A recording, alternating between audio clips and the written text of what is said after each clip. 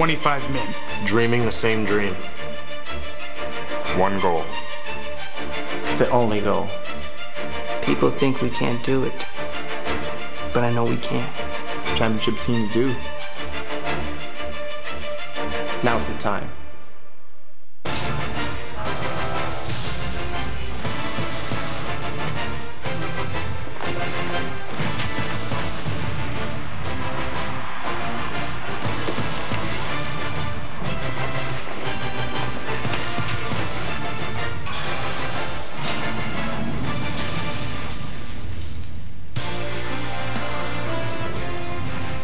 It is opening day on Sportsnet from Cleveland. The Blue Jays begin their quest to get back to the postseason. They are one of the most anticipated clubs in recent memory. We're almost set for the first pitch. Thanks for joining us. Jamie Campbell with Greg Zahn. Greg, it's time for your 3 ways to win. Well, for them to beat the Cleveland Indians, they're going to have to do a couple of things. They're going to have to avoid the left-handed power in that lineup all over the place. Some of them are switch hitters. They're going to have to get Masterson up in the zone. Really, really good sinker, and they can't play his ball game. They need to zone him up and get him up. And the last thing is ride the wave. You guys had a 24-7 record in spring training. Feel good about yourself. Roll into the regular season and keep it going. The weather is clear. It's sunny. No rain in the forecast, and windy, but cold, too, so that should affect a few people, I would think. Yeah, the hitter's knuckles. Oh, I bet. Sit back and enjoy as Omar Vizquel and the new-look Toronto Blue Jays begin their season here on Sportsnet. We're back to Progressive Field with the first pitch right after this.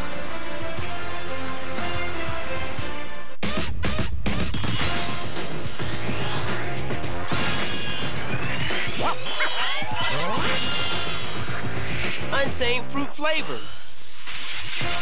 Jolly Rancher. Forget to pay your credit card bill. Double your points. Win a blender. See if you qualify. Reports that Canadian household debt highest in years. Too many bills? Redeem your rewards. Some restrictions apply. For a limited time only, receive the entire collection. It doesn't have to be complicated. After all, it's your money. Interact Debit. We're on a mission. Changing the face of turkey. Spiking your dip. Pumping up your ham. We're totally smooth and a whole lot of tangy. We always bring the flavor. And we're spreading. So join us. Miracle Whip. Don't tone it down.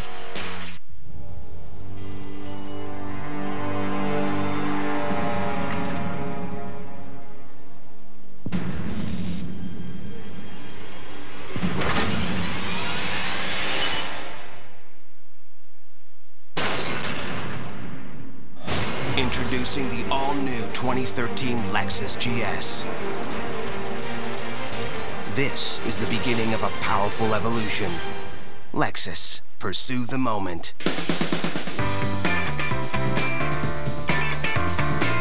You do your thing, leave the rest to us. Ramada Worldwide. Book now at ramada.ca to get our best rate guaranteed and earn Wyndham Rewards points. It's more than just a game. It's theatrical and spectacular. Led by a cast of the world's greatest players, it thrills its millions of followers. The Indian Premier League. Watch it live on Sportsnet World. This is cricket on the world stage. Call your television provider or visit sportsnetworld.ca to subscribe. Your sport, your team, your heroes. Presented by CIBC. I look good, I look good, I look exactly the way you wish you could. I look good, I look good, come on. I'm in love with a girl that I call old school. Sipping on my brandy, I'm feeling brand new. Got the feather in my hat because I'm just that cool. You peeping at my alligators bent kinda smooth. I look good, I look good, I look exactly the way you wish you could. I look good, I look good, I look good. Welcome to Progressive Field in Cleveland, Ohio, where the Blue Jays will open up the 2012 baseball season against the Cleveland Indians. It is a beautiful day, although it's a little breezy and cool. 44 degrees Fahrenheit, 6 degrees Celsius, but for these Blue Jays, you'd think they're right back in Florida. They had a great Florida spring training, and they are pumped up and ready for this season. Yeah, that's the one thing that I am going to be watching here the first couple of weeks of the season. Can you take the momentum that you started in Florida and build that? Sometimes it's almost like you are starting over when you have the great spring training. You go 24-7, and now you've got to start with a record of 0-0. Can the Blue Jays sustain what they built in Florida? I think they can. I think they can as well, and one thing they have to improve on is the way they take their at-bats, and we saw it all spring long. There was some real good at-bats all through this roster, grinding out at-bats, never giving up with 2 strikes, and they had a much better approach at the plate overall. If there was one thing that you saw improvement offensively from the Blue Jays this year from last year, it was their 2-strike approach from their 1 through 9 hitters. Every one of them had great approaches with 2 strikes. The Blue Jays a year ago hit .249 as a team. That was 10th in the American League. The heart of the order right there in the number 3 spot, Jose Bautista. He had 21 home runs on the road last year, which led the major leagues. Adam Lind, he's a key bat in this lineup. He's got to have consistency over the course of this 6-month season to provide some protection for Jose Bautista. Edwin Encarnacion coming off a great spring training. Brett Laurie getting his first full season underway here this afternoon. Eric Thames won the left field job every day as he had a tremendous spring training. J.P. Arancibia and Colby Rasmus round out the Blue Jays lineups, and they are set to take on the big right-hander Justin Masterson. Masterson takes the ball for the Indians. It was a breakout season last year, leading the Indians in starts and innings pitched, strikeouts and earned run average. His 12 wins was a career high, and the whole key, I thought, for Masterson last year, he got off to a great start, winning his first 5 starts of the season. He's a sinker ball pitcher. You've got to be able to get that ball up if the Blue Jays are going to have success against Masterson this afternoon. Doesn't strike out a lot of people. He likes to keep the ball on the ground. How does the cold weather here this afternoon affect the hitters facing a sinker baller like Justin Masterson? Well, you better square it up because he's got that ability to move that ball around that strike zone, and if you don't square it up, you're going to go walk back to that dugout with a handful of bees. Jose Bautista has a grand slam in the books against Justin Masterson. That came back at Rogers Center in 2010. We are set for play. Yunel Escobar getting ready to step in the box, and he is going to get the Blue Jays off and running as he wishes Carlos Santana good luck. Escobar, a .290 average a year ago with 11 home runs. John Farrell tinkered a little bit with Escobar hitting in the number 2 slot in spring training, but feels that Escobar's best position on this ball club is batting first. Don't think about bunting, just swing away. First pitch of the season for the Blue Jays is fouled off at home plate. We are underway. Masterson does a great job of keeping the ball in the ballpark. He and Doug Fister were the toughest a homer against last year. They both averaged .46 home runs per 9 innings. And that sinker ball is working early. He's also very good at getting the ball on the ground, a 2-to-1 ratio on ground balls to fly balls. He was extremely tough on right-handed batters with that sinker bearing in on those right-handers' hands.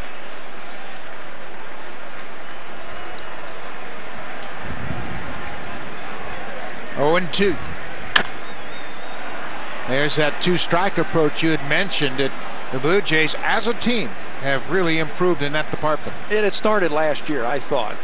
John Farrell, Dwayne Murphy wanted to get the batters to get a little bit more of a chance with 2 strikes. Good sinker, and Escobar strikes out. Justin Masterson with the ball today. Let's take a look at the scouting report brought to you by Home Hardware. Homeowners helping homeowners. There's that sinker. He's going to throw it about 70% of the time. He's also got a fastball. He'll mix in a slider and a changeup, but basically he's just going to go with his fastball. The whole key for him, though, is to keep his hand behind the baseball. He talks about that a lot. When he gets into trouble, he's on the side of the baseball, and that's when he becomes wild and the ball goes all over the place. Left-hander Kelly Johnson takes the first pitch from Justin Masterson. Left-handers hit .291 against Masterson a year ago, including 9 of the 11 home runs he allowed. And he's a quick worker, keeping pressure on the hitter. Likes to take care of the tempo. You're right, a lot like Roy Halladay when he gets the ball back and just fires it in there. Again, not a lot of tricks with Justin Masterson. It's fastball and it's sinker. He'll mix in a slider, he'll mix in a breaking ball and a changeup, but it's mostly fastballs with great action on it. Watch this ball go down. That's a good 2-strike pitch right there from Masterson. Back-to-back strikeouts to start the season for Justin Masterson. Jose Bautista, the number 3 hitter.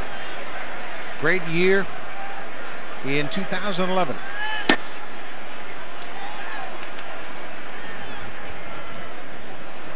Bautista, 302, with 43 homers a year ago.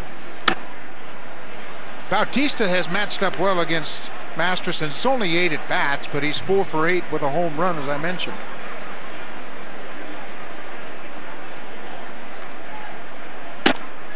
Jose very good at reading pitchers and understanding what they're going to try and do to him. You can watch Masterson. He'll use his fastball, but he'll go inside and outside with him. Well, he's got that sinker really diving. It starts out about thigh high and ends up out of the strike zone down.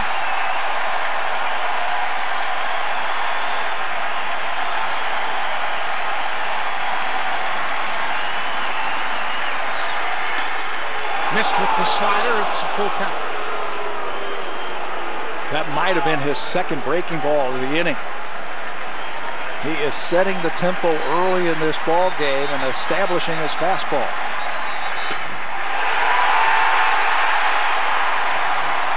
Bautista arguing with Tim Wilkie that he needed to check with the first base umpire, but Masterson strikes out the side. Good start to his season. A 1-2-3 first. Bautista tried to check his swing, felt like he did, but home player umpire called him out.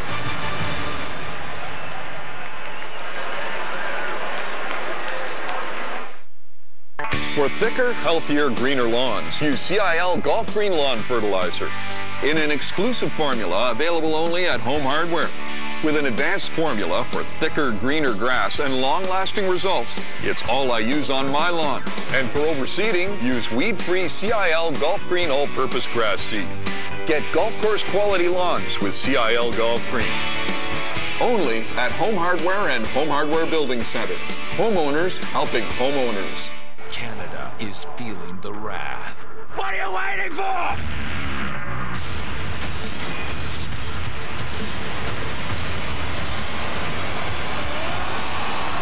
The Titans now playing. I'm coming home, I'm coming home. Tell the world I'm coming home. Let the rain wash away all the pain of yesterday. I know my kingdom awaits, and they've forgiven my mistakes. I'm coming home, I'm coming home. Tell the world I'm coming. Now it's time for the Cleveland Indians lineup. They finished 80 and 82 a year ago under Manny Acta. Michael Brantley, Asdrubal Cabrera, and Sin-Shu Chu will hit ahead of the cleanup hitter, the catcher Carlos Santana, who is a switch hitter. Santana has worn out the Blue Jays with a .359 average.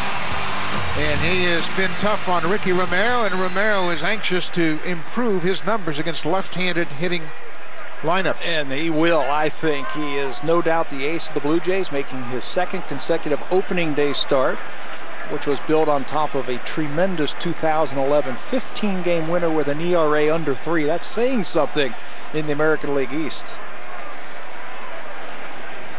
Michael Brantley looks at the first pitch, down and away for a ball.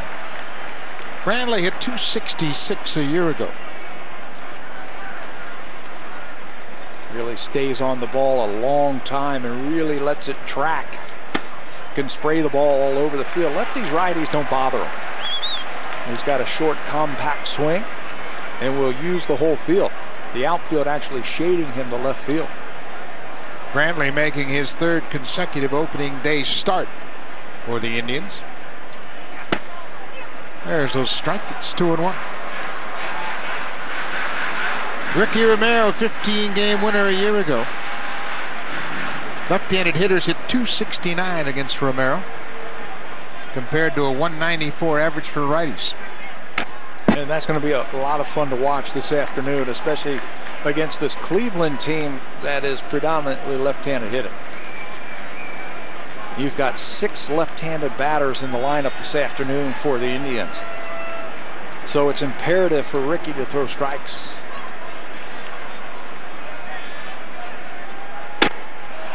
Blows that one right by him. High fastball does the trick. Ricky Romero with his first strikeout. And a good start to the 2012 season for Romero. Let's take a look at the scouting report for Ricky. He'll mix it up. His fastball is his best pitch. I think a well-placed fastball is the best pitch. His second best, he'll throw it 18% of the time, is that changeup. Now his cutter has come along. He made a couple of adjustments in spring training. In his last start against the Philadelphia Phillies, Romero throw better. Switch hitting Asdrubal Cabrera, the shortstop. Bats right-handed against Romero. That last start against the Phillies was a rain-shortened effort, but boy, was he throwing the ball well. That ball was cutting and darting. Some of the swings that the Philadelphia Philly batters put on, it was almost like there was a white light behind the batter's box there that they couldn't see the ball. I watched them go back to the dugout, and they were talking to Charlie Manuel saying, I can't see the ball. It was throw.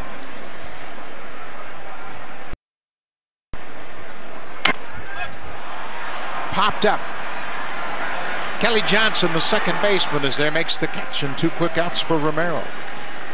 Kelly Johnson making his first start on opening day with the Blue Jays. Opening day start for Kelly Johnson, and this should be a very improved aspect of their defense. The stability Johnson brings with second base. Turns the double play really well around the bag. He has become a leader out there. He has worked very hard with Brian Butterfield in getting a jump on the ball off the bat.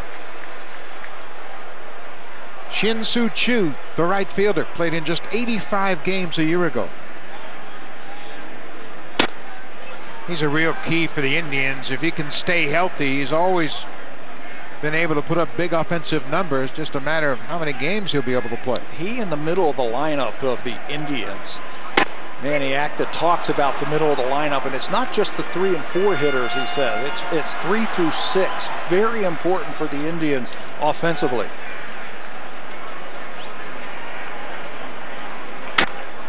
Curveball tapped right back to the mound. Ricky Romero goes to first. A quick inning for Romero. The pitchers have certainly set a tough pattern already in this ball game. Adam Lind will get things going when we come back, followed by Edwin Encarnacion coming off a great spring, and Brett Lawrie, his first opening day start. A chip in your windshield can become a crack with just one good bump, and that means replacing your windshield. To prevent that from happening, we can repair it. And as you know, that's our business. We use specialized tools to inject resin all the way from becoming a crack. But be careful. Quality resin. That's why we're proud to guarantee our work. Call speedyglass.ca. Speedy Glass Repair. Speedy Glass Replace. We're on a mission. Changing the face of turkey. Spiking your dip.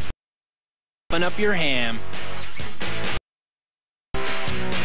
We're totally a whole lot of tangy. We always bring the flavor. And we're spreading. So join us. Miracle Whip. Don't tone it down.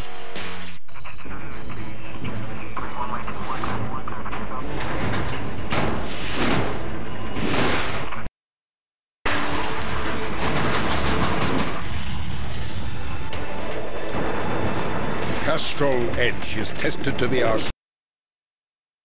You put it through.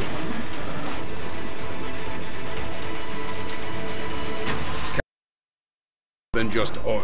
It's liquid engineering.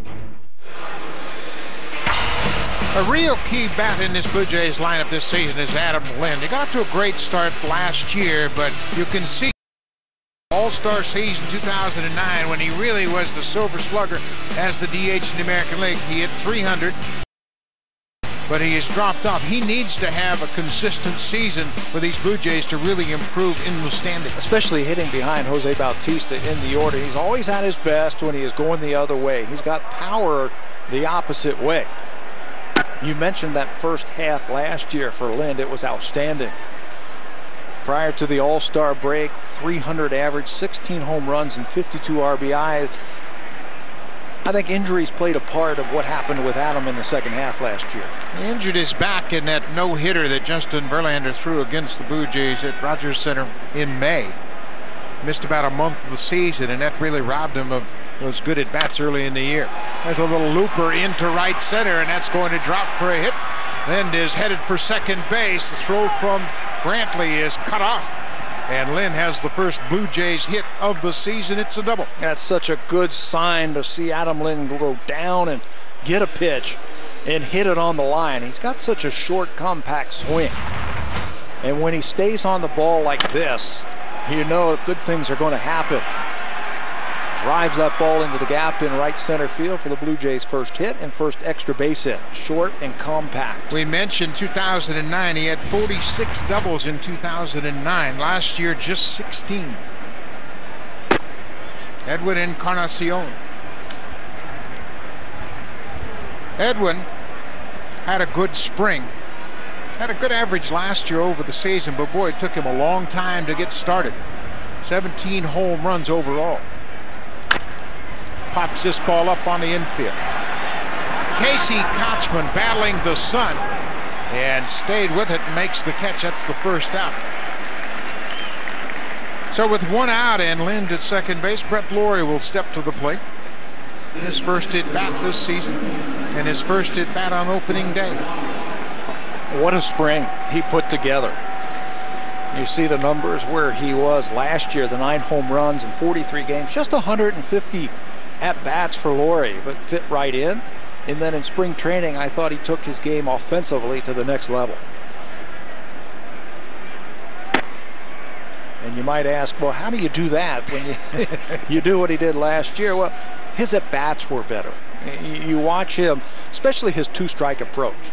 There was an at-bat in New York in CC Sabathia where he knew exactly what he wanted to do against the big left-hander. In that game during spring training, there was a runner at second base, nobody out. He came to the plate with the objective of advancing that runner from second to third. And eventually, not only did he advance him from second to third, but he drove him in with a base hit to right. He's sitting all over a breaking ball away with 2 strikes also. Hits this ball on the ground. Kochman wide of first. Tosses to Masterson just in time. Brett Lawrie had a little bit of a groin problem in the middle of the spring. They shut him down for about 10 days. But boy, he put up big numbers. He had 22 hits that led to that .524 average. Look at that on-base plus slugging average. I mean, those are silly numbers. 1.344 on-base percentage. He also stole 5 bases, and they actually had to shut him down when he came back from that groin injury so he wouldn't aggravate it. Lind has moved to third on the ground out. Moves over. Eric Thames will bat with 2 outs.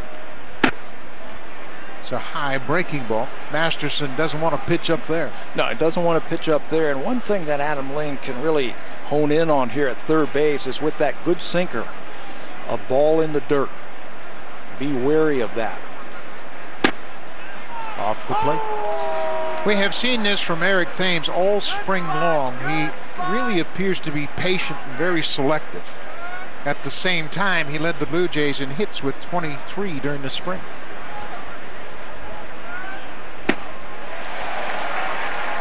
Chase that borderline sinker. Starts out about knee high and then just disappears. Yeah, he takes a little something off of that 2-0. As a hitter, you are geared for that fastball. You want to swing at anything close to the strike zone, and the ball just fell right off of the table. Thames is your guy today. You think he matches up really well against the sinker baller? I do. I think he's a very good low ball hitter. Masterson right back to the mound, underhand tossed, and the Blue Jays will leave a base runner. Adam Lynn gets the first hit off Justin Masterson. It's a double, but the Blue Jays can't cash in. Closed captioning brought to you by the tropical taste of Tim Hortons' new Peach Mango Real Fruit Smoothies, made with a full serving of fruit. Mark. Welcome to Midas. I'm Janine.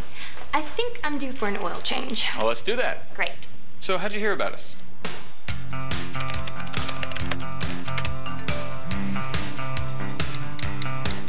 Mark at Midas. When you treat people right, word gets around.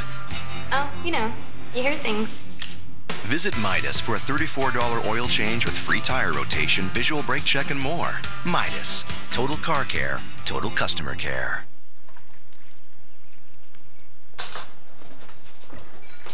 You are so thoughtful. Oh, keep dreaming, pal. Dream on. That's my Katie. Oh, man, but we both know that was my milk. True, but it's my butter. Oh, true. But it's in my bowl. It's my rug. Also true. As you can see, the numbers are looking excellent. I don't believe this. I didn't get the memo. When did they get rid of Casual Friday? Sweating on the inside? Handle it on the outside with new Speed Stick Power. Andy, good job. Speed Stick. Don't sweat it. Handle it. The series continues. Blue Jays Indians. Saturday on Sportsnet.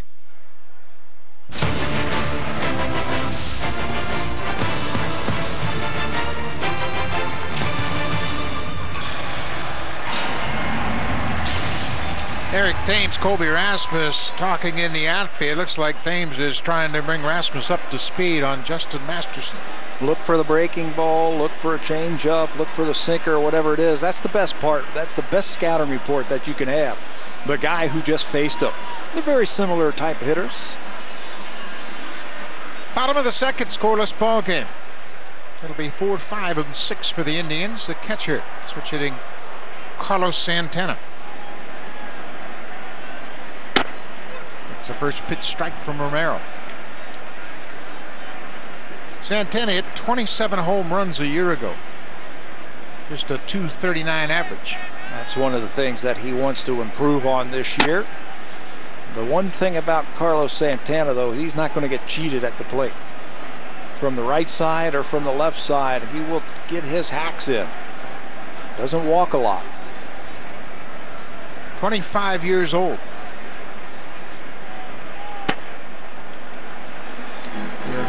Turned 26 on the 8th of April.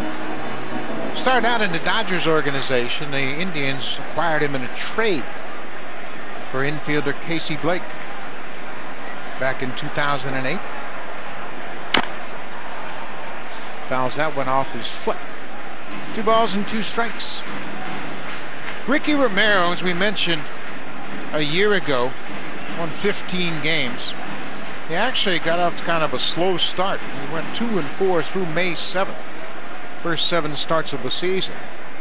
And then really turned it on, finished up with a 13-7 record over his next 25 starts. His second half was dynamite last year. Good numbers all the way around, and he started winning those games that he was getting no decisions in the first half. 8-3 in the second half of the season last year.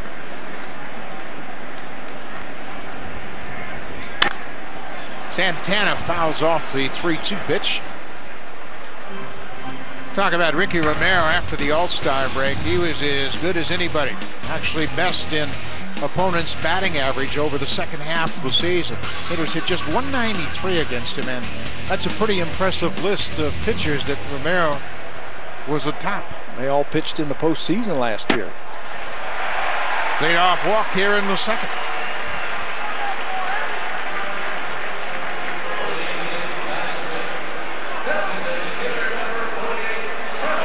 So Romero will work out of the stretch.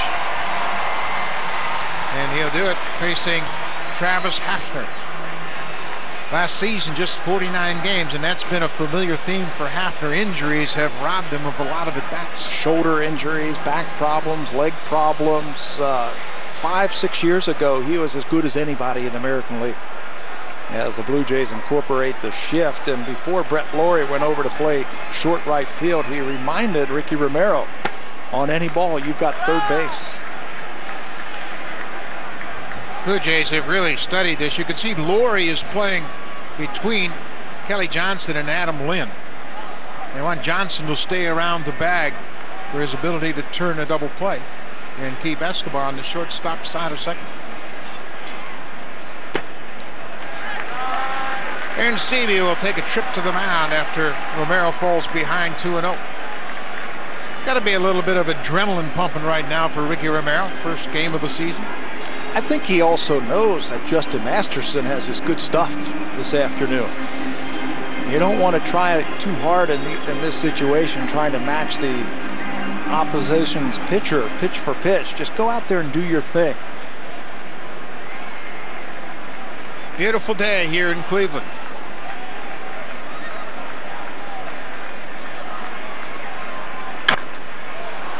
Popped out of play. Brian Butterfield's the one who sets up this infield defense. He was a little concerned about Hafner if Romero will elevate the ball, because that's the ball he'll hit to the left side. The ball down, then he will pull. The ball up, he's a little bit tardy. And that's why you see Eric Thames almost shifting him to left field. Not playing straight away. You see Thames, a left fielder, coming into your picture right there. He is actually playing him the other way. Ball is popped up behind home, and that'll get back to the seats out of play. Travis Hafner had shoulder surgery in 2008, and that really robbed him of his strength at the plate. It was a right shoulder. That's his lead hand that draws him through the hitting zone.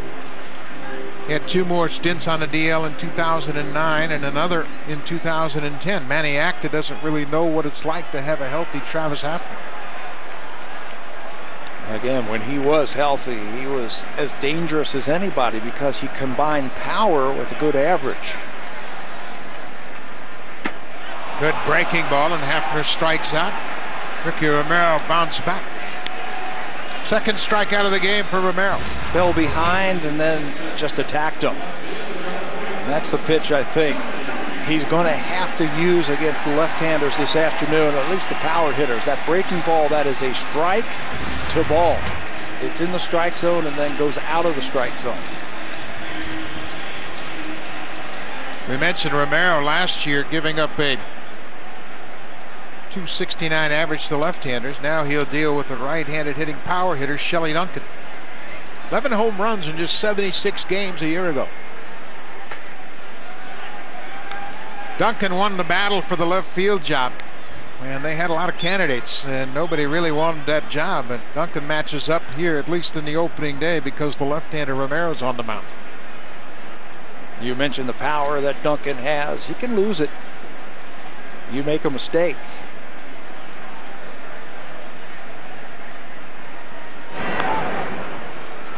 Not a lot of power on this team, the Cleveland Indians team. They're going to have to manufacture runs, I think, this year. Ideally, you'd like to have some power at third and left, first base and right field. Casey Kochman's the first baseman, and he's never been a power hitter. He had 10 last year while playing for the Rays. Shelley Duncan hit 7 home runs in September a year ago. Really came on at the end of the season. He's got tremendous power. It's just been a lack of consistency. There's Kochman on deck.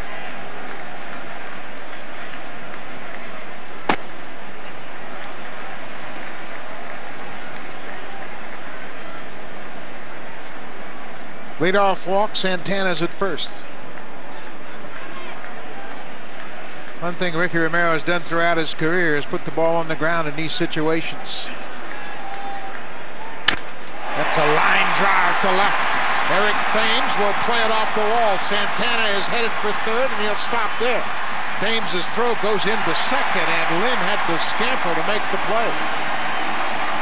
Thames might have been better off throwing it to the cutoff man along the left field foul line. He was held up. The runner, Santana, was held up. It doesn't run all that well. but the throw came behind the runner, the batter. Pitch that's up in the strike zone from Romero, and as a first baseman, Lind is taught to trail that play. Generally speaking, there is not going to be a play. Here comes Thames thinking that the play is going to be at second base, and you're right, Lind had to scamper to go and get that ball to keep Santana at third base. So with one out and runners at second and third, Casey Kochman will bat, the first baseman. First pitch strike from Romero. Kochman has really performed well in opening day games. He's 8 for 18 with 6 RBI and 5 openers.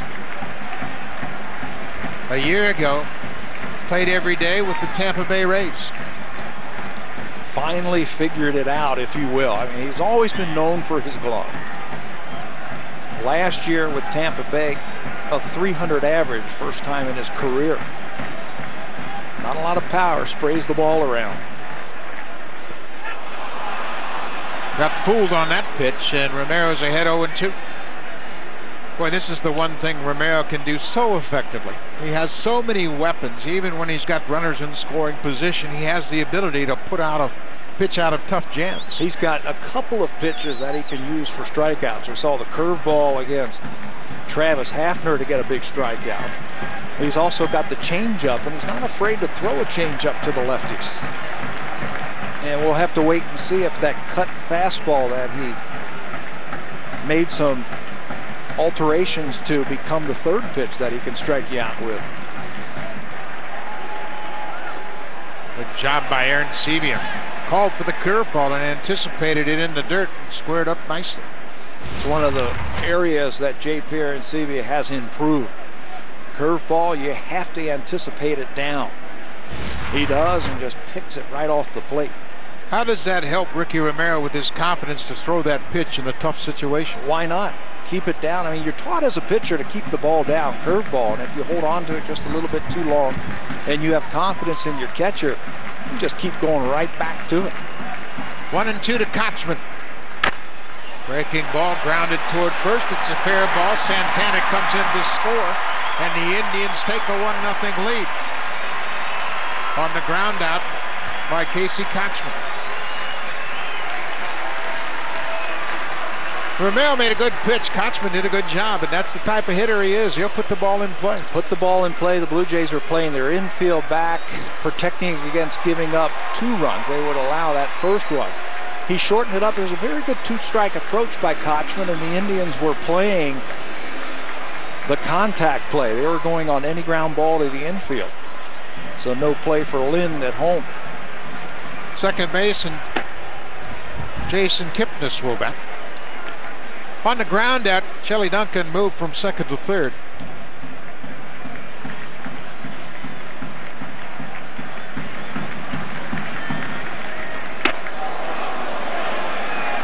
Two and 0. Boy, those leadoff walks.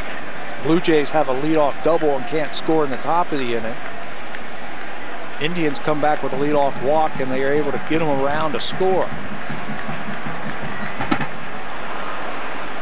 2 balls and a strike to Jason Kipnis. It just encourages the offense so much. You start an inning with a walk, and you really put the pitcher in a jam, and the Indians are able to capitalize.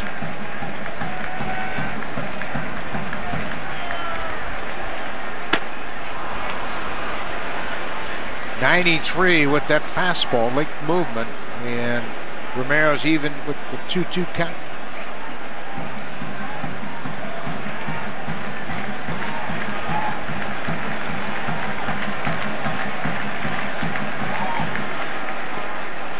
Another good block by Aaron Sevier. That ball hit well in front of home plate. Just get down and get in front of it. Again, that's one of the areas that he has really improved on, that and receiving the baseball. You're not trying to catch it, just keep it in front of you. Full count, 2 outs. Shelley Duncan at third. Fouled at the plate.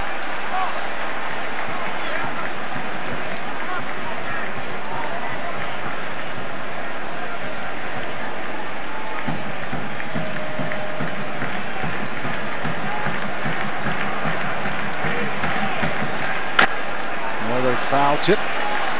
That looked like a cut fastball right there from Romero. It's a pretty good pitch. Down and away, and Kipnis was just able to get a piece of it.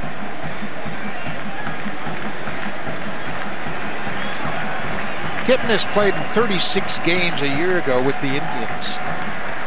And he'll take the walk. Second walk of the inning issued by Ricky Romero. Good at bat by a young hitter.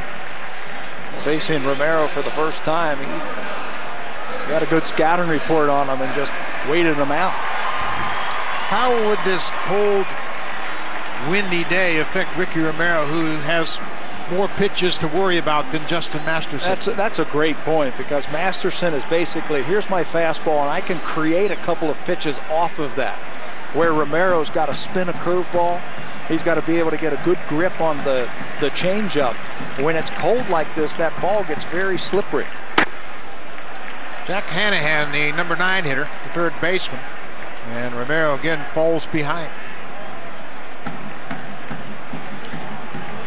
Ricky Romero has heard it all spring long from his pitching coach, Bruce Walton. Pound down in the zone. That's the theme he wanted to bring into this game.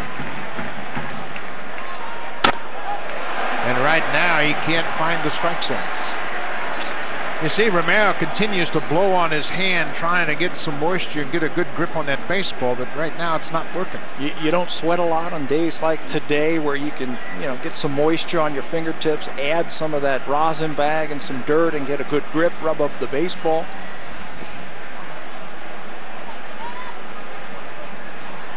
This copyrighted telecast is presented by authority of the Office of the Commissioner of Baseball and may not be reproduced or retransmitted in any form. And the accounts and descriptions of this game may not be disseminated without express written consent.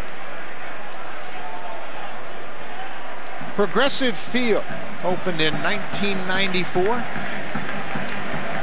Indians threatening with 2 outs.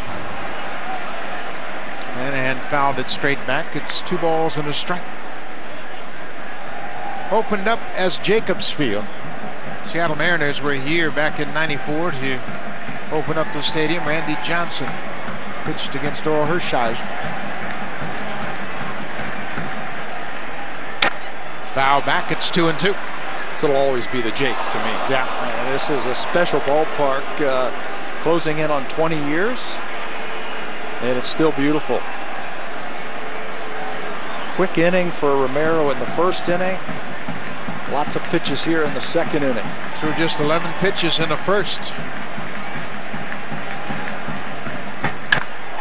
Fly ball, deep right field. Bautista looking up. Home run. Jack Hanahan, his first home run of the season. A 3-run home run, and the Indians have scored 4 here in the second against Ricky Romero. Hanahan hit 300 in spring training, but not a lot of power. He missed 10 days of the exhibition games because of a back injury. The timing just wasn't there, but this is a curveball that just hangs over the middle of the plate. Speeds up his bat, and Hanahan homers, just bouncing it into the first row. That's a big hit for Cleveland. Back to the top of the order. Again, Romero falls behind Michael Brantley.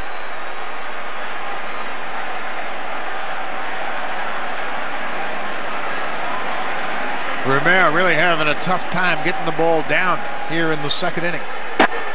Another pitch upstairs, but it catches the top of the strike zone. And the Indians do a good job of waiting you out, too. And I think they sense that Romero, after that leadoff walk to Santana, was a bit wild this inning, and they've done a good job of waiting him out. You can see Romero just not able to finish that delivery and get that ball down and away the way he wants to against lefties. And you start rushing it a little bit here, wanting to finish the inning. You start going a little bit too quickly, and your arm can't catch up with your lower half.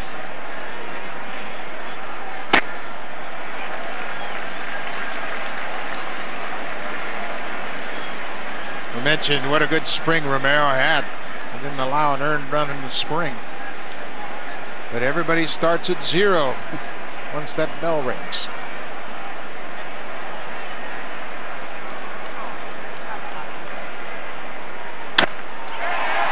Fly ball left field. Thames broke in, and that ball's over his head. Brantley around first, headed for second. Eric Thames took a step in, and then that ball took off. He misjudged it, and Brantley ends up at second with a 2-out double. Fooled by the hit by Brantley. He hit it hard. Again, another pitch that is up about belt high to Michael Brantley. And watch Thames in left field. 1, 2 and a half, almost 3 steps in. And by that time, he had no chance as that ball twists and slices away from the left fielder. So Brantley's at second. The shortstop is Asdrubal Cabrera. Be the 8th man to hit here in the second. Again, Romero falls behind. Well, you were right about the Indians. They picked up on this right away after the leadoff walk to Santana. Became very patient in making Romero throw the ball over the plate. And I think they sense that he just can't get the ball where he wants to right now. Asdrubal Cabrera chased a bad one. It's a ball on the strike. 4-0 Indians. Pitch count up over 50 already for Ricky Romero after an 11-pitch first inning. 40 pitches here in the second.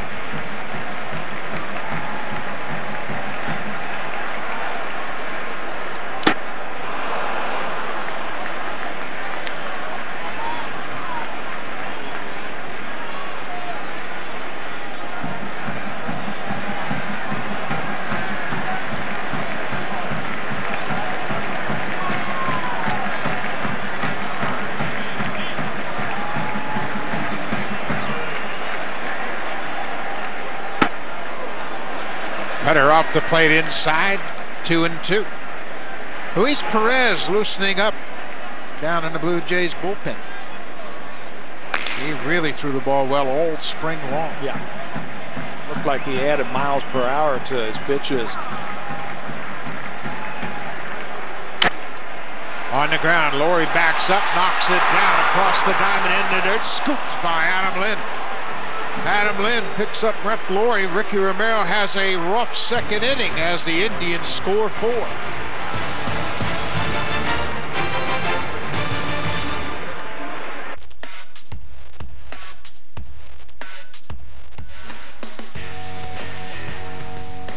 Hydration where you least expect it. From your razor, Schick Hydro. Water-activated gel hydrates throughout each shave. And now there's also Hydro Power Select with comfort control, so you can choose the vibration setting that feels best for you. Now you can customize our best shave for your skin. New Schick Hydro Power Select. Free your skin. I can watch all day. Oh yeah, me too. So strong, so healthy. So healthy. And weed-free. Weed-free? Yeah, the lawn. What did you think I was talking about? Weed Man. We kill weeds. Maybe it's because I'm tired. Maybe it's because the dog's watching. Maybe that movie did freak me out. Maybe it's something I ate. Maybe it's the economy. Maybe it's something else.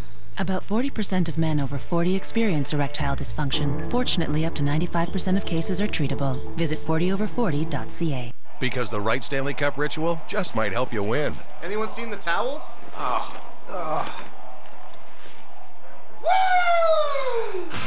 Look for the Stanley Cup collection in specially marked cases for your chance to win. No purchase necessary, must be 19 plus. Ricky Romero gave up 4 runs in the second inning, but it's a different Ricky Romero reacting to that rough inning. Yeah, I think last year he'd come in and slam his glove down a little bit, but this year he seems a little bit more mature. And I think the leader of the pitching staff cannot show that you're panicking. It's the second inning of the season. Just relax. Okay, let's show that calm confidence, and that's what Romero did when he walked off the field. No, that's such a great point. Ricky truly understands who he is. He is the leader of this pitching staff, and he has to maintain at least an outward confidence, and I'm sure he is steaming inside, but he certainly has done a good job of controlling his emotions. Well, Blue Jays got their work cut out. They're behind Justin Masterson and the Indians 4-0. J.P. Arencibia, 2 home runs opening day a year ago against the Minnesota Twins. Masterson's got that sinker dialed in.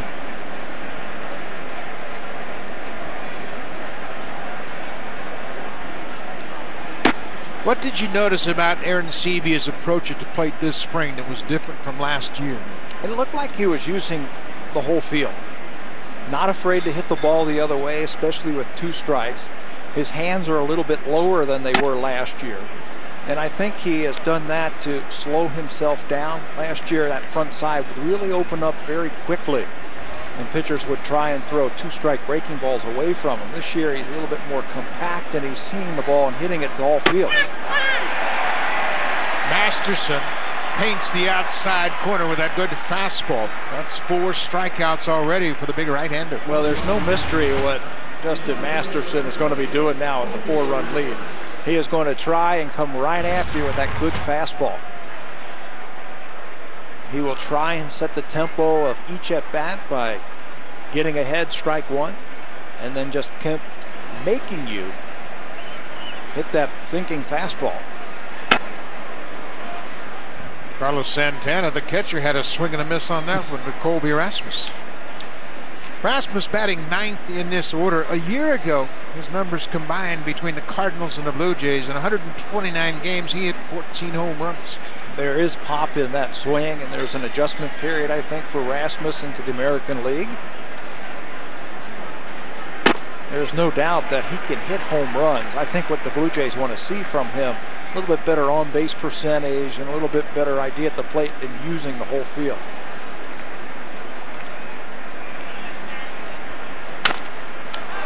Masterson, a good fielding pitcher, makes an easy play on Colby Rasmus. 2 quick outs. Fans, a reminder, you can get suited up for the 2012 season at jaysshop.ca. Jay's Shop has all the latest online selection of authentic Blue Jay caps, t-shirts, jerseys, and more. Visit jaysshop.ca or call 1-877-JAYS-SHOP. The old new logo is back. Blue Jays going back to that Blue Jay logo and the blue color in their uniform and the red maple leaf prominently displayed again. It looks spectacular. I love it. The opening day ceremonies here when everybody was lined up on the first base line, I mean, it looks spectacular. Look like the Blue Jays again. You know, Escobar looks at a breaking ball. Justin Masterson is dealing.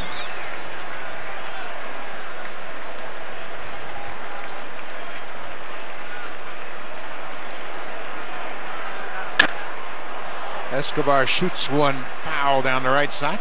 Hitters have to see the ball. If it's thigh high, by the time it gets to home plate, you're going to have to let that ball go because it's going to be under the strike zone. You got to get him to get the ball up and lay off of those pitches that are down. Slider does the trick, and Masterson is mowing down the Blue Jays early. 2 strikeouts in the third. That gives him 5 already in this ballgame. This time it's a slider. The search for Canada's favorite talent continues. Here are this week's semi-finalists. Daddy Cool of Montreal, Roger LeBlanc of Calgary, Angry Candy of Moncton, Yuval Fitchman of Toronto, Fantasy Circus of Markham, V2 of Montreal, and Scott Jackson of Toronto. Catch their live performances on City TV and vote for your favorite. Canada's Got Talent, 8 Sunday on City TV. Brought to you in part by Nissan. New Schick Hydro Power Select. It's like a blast of hydration. Water-activated gel hydrates throughout each shave, and Comfort Control lets you choose the vibration setting. Customize our best shave for your skin. New Schick Hydro Power Select. Free your skin. You gotta wonder why everyone's comparing themselves to the F-150, a truck that's got it all. I mean, no one compares himself to second best. No one says, we're better than the guys in fifth. Nope, You want to compare yourself with the best. Best-in-class power and fuel efficiency. Best-in-class towing and payload. The best. The F-150, Motor Trend's 2012 Truck of the Year and part of the best-selling line of pickups for 46 years. With up to $8 grand in rebates, there's no comparison or compromise at your Ford store. You're all wearing protection. The comedy that started it all, American Pie, Come to my party. I want you to come so bad. returns for the best slice yet. I feel like something really bad's about to happen. Daddy? Oh my! American Reunion. In Pittsburgh, Roy Halladay went 8 innings, gave up just 2 hits. Jonathan Papelbon gets the save as the Phillies defeat Eric Bedard and the Pirates 1-0. It's a final at PNC Park. Typical Roy Halladay start to the season, 8 innings, 2 hits. Remember in the middle of the spring where they said, boy, Halladay's got elbow problems and he's not throwing anything. Yep, he's back. Just give me that one run and I'll take care of the rest. Well, that's going to be a familiar theme in Philadelphia this year until they get Chase Utley and Ryan Howard back in the lineup. They're both out. Shin-Soo Choo cuts on the first pitch. Choo grounded back to Romero to end the first inning.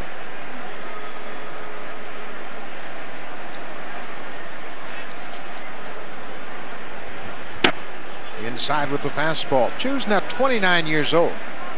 He's from Busan, South Korea. Originally signed by the Seattle Mariners, he was acquired in a trade. Indians sent Ben Broussard to Seattle back in July of 2008. Picked up Shin-Soo Choo. And they pretty much automatically put him in that third slot in the batting order. He's responded good for 20 home runs, 20 stolen bases when he's healthy. Romero hits him right in the back. He'll take his base and another leadoff man's aboard. Santana started the second with a leadoff walk. 2 strikes, trying to come inside, finishing off the hitter, and then again another ball that gets away from Romero. First inning, 1-2-3 with a strikeout and a comebacker, and then he hasn't been able to find the strike zone. Choo got hit by a pitch back on June 24th last year by Jonathan Sanchez and broke his thumb. And Seavey had a little trouble finding the baseball, but Choo holds his ground at first. That hit by pitch last June in interleague play required surgery.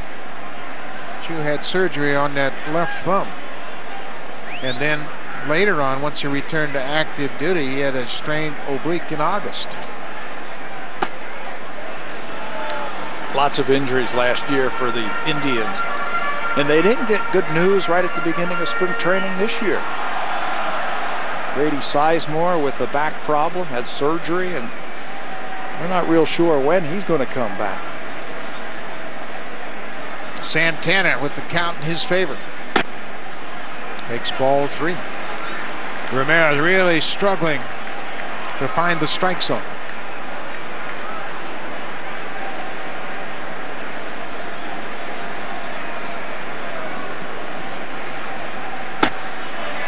A 4-pitch walk.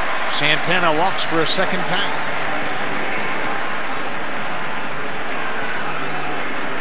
So the first 2 reach here in the third. Again, Aaron Seavey out to the mound. You've played in opening days like this early in the season when it's so difficult to get a grip on the baseball. It's cold, it's dry, not a lot of moisture in the air, and it looks like Romero's having trouble getting a good grip. Getting a good grip and getting on top and really throwing the ball where he needs to. Masterson doesn't have a problem, it looks like, because he's basically throwing a fastball. Ricky's got to spin it, and he's got to throw a changeup and keep it in the strike zone. Travis Hafner is struck out in his first at bat. 4-0 Indians. There's a strike to Hafner.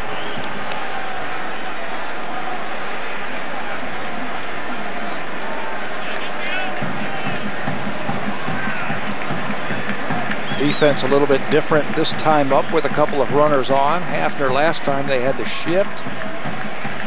This time Brett Laurie playing normal position at third base for the Jays.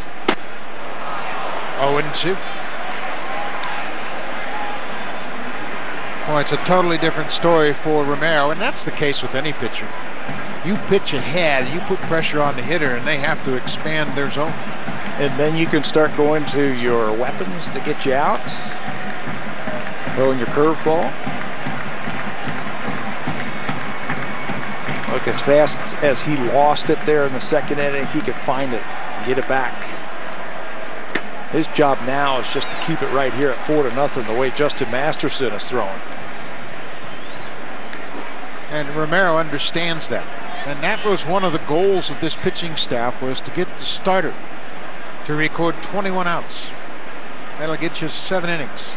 That seems to be the magic number that separates the contending ball clubs from the also-rans. When they talk about starting pitching is everything, they were right on. The good teams, they've got those good starters. On the ground. Johnson quickly to second for 1. Back to first, double play. Well, you mentioned Ricky Romero is the master of getting that ball on the ground, and that's the improved defense. I think second base is going to be a big key defensively for this ball club this year. Fielding and turning, or standing in the middle of the diamond, turning it at second base. Kelly Johnson knows that Hafner is running, so he just takes his time, make sure you catch the ball and get a good feed to Escobar, and then that good arm gets the double play. That's huge. 1 pitch and getting 2 outs in a 4-0 game early. Let that middle of that defense do its job. Since the beginning of the 2009 season, Ricky Romero has now recorded 84 ground into double plays. That leads all the major league pitchers. I think the changeup has a lot to do with that. That good changeup with tailing action. Shelley Duncan doubled and scored back in the second. Ball and a strike on the Indians left fielder.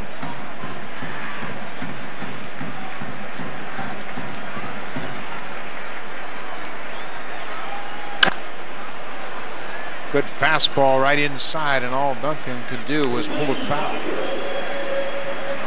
Save that run right here. 2 outs, runner at third base, make a pitch. Maybe try to get some of that momentum back into that first base dugout.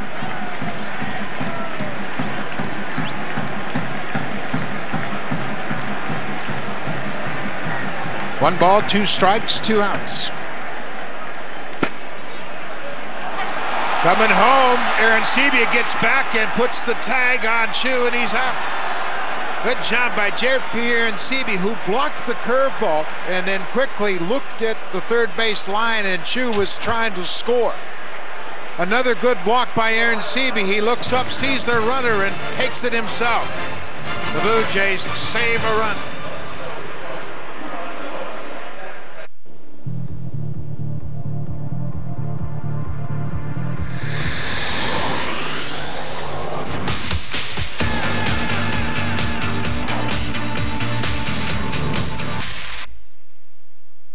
I have a list of what I want in a car, and I refuse to compromise. The rate needs to be great. It has to be proven, something I can count on. It also has to keep me connected. Friends, family, music. And I'd really like the stuff no one else has. That's everything I want in a car. The Focus takes care of my list. The all-new Focus, a Car and Driver 10 Best winner and a top safety pick. Now purchase or lease with 0% financing. There's no comparison or compromise at your Ford store. I was always taught that it never hurts to help others. Well, there are times when my muscles clearly disagree. Fortunately, there's Tylenol Muscle and Body. It relieves my muscle aches and body pain. With Tylenol Muscle and Body, the first layer relieves pain fast. The second layer provides extended relief that lasts. We can all use a little help now and then. Tylenol Muscle and Body. Get back to normal, whatever your normal is. A bomb just blew up the Kremlin. On April 17th. The blame points to your team. It was a setup. Mission Impossible Ghost Protocol. Own it on DVD and Blu-ray combo pack April 17th. With 2 outs and Sin-Shu Chu at third base, J.P. Arencibia blocks the ball very well and then dives back into the baseline and tags out Chu, who is trying to advance. Arencibia has done a good job on blocking these curveballs all afternoon and saves a run for Ricky Romero. He certainly does, and the key for him there, I thought he might flip the ball to Romero, but aggressiveness, taking it himself and saving a run for a starting pitcher. How about that inning? A hit batter, a walk, a double play, 3 up, 3 down. Zeros across the board. Masterson comes inside to Kelly Johnson, and you wonder if that's in response to Chu being hit. I don't think there was any intent on Ricky Romero's part. No. Now, why would Justin Masterson change what he's done to this point? Hey, the way he is throwing, if he wants to get out of his game plan and do that, that's fine. That's it. Tim Welke thought the same thing. Exactly what I thought. Why would Masterson change his approach when he was so dominant? 5 strikeouts through 3 innings, and then he throws inside to Kelly Johnson twice. Well, on top of that, it's obvious that Ricky Romero was struggling with his command. One got away from him, and then Masterson says, okay, here's a couple of pitches on the inside part of the plate, and Tim Welke said, okay, that's enough. Boy, Tim Welke picked up on it right away, the veteran home plate umpire. You got to believe that that's rattled the Blue Jays a little bit in their dugout, saying, hey, what's going on here? You know, if that's true, that Masterson, as that ball is fouled, came inside just for a little calling card, why? Yeah. Makes no sense. Not the way he has been throwing early in this game. Adam Lynn has the only hit, a leadoff double in the second. And Masterson has really had the upper hand. There's another good sinker. Make it 6 strikeouts now for Justin Masterson. Second time that he has gotten Kelly Johnson this afternoon. When you see that pitch come towards home plate, it almost looks like a split finger fastball. How hard it is and how far it just dives down. But that's just his sinker. And again, the whole key for Masterson is to keep his hand on top of the baseball and drive that ball down. He gets in trouble when his hand gets on the side of the ball and the ball comes out of his hand in a cutting action. And then he can't control it. Well, he is controlling it this afternoon. Bautista high and deep to left field. Chili Duncan at the wall. It is gone. Jose Bautista with his second career home run against Justin Masterson. And it was a spinning slider that stayed up in the zone, and Bautista has number 1 in the books. Boy, he's got a good sinker. So he's going to try and trick him and throw him a couple of breaking balls. First pitch was out of the strike zone, a slider, and watch this one. Slider, it just spun. High fastball, and you know Bautista, 43 of them last year. Here's number 1 of 2012. Bautista's now 5 for 10 against Masterson with 2 home runs.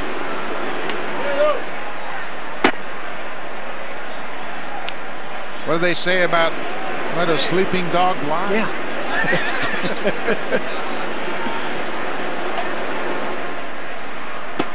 Bautista struck out on a sinking fastball, part of a 3-strikeout first inning. Ricky Romero is now pitching in a 3-run game. Bounce to third. Hanahan's a terrific defender. Throws out Adam Lynn. 2 down.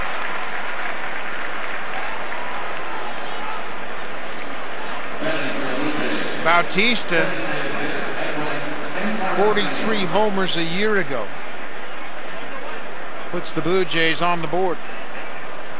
He hit that ball in the right spot here this afternoon. Down the line if they're going to get it out. It's cold, the ball doesn't really carry. Masterson allowed just 11 home runs last year in 216 innings. He and Doug Fister were the toughest to homer off in the American League.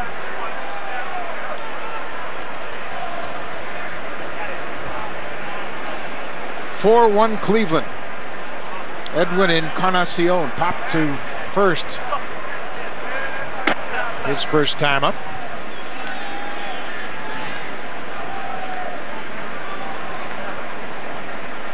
Two balls and a strike.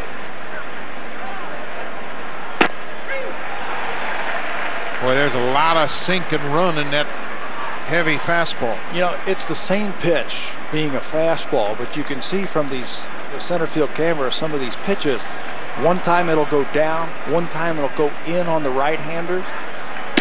He'll try and keep it away from the right-handers and bring it back over the outside corner.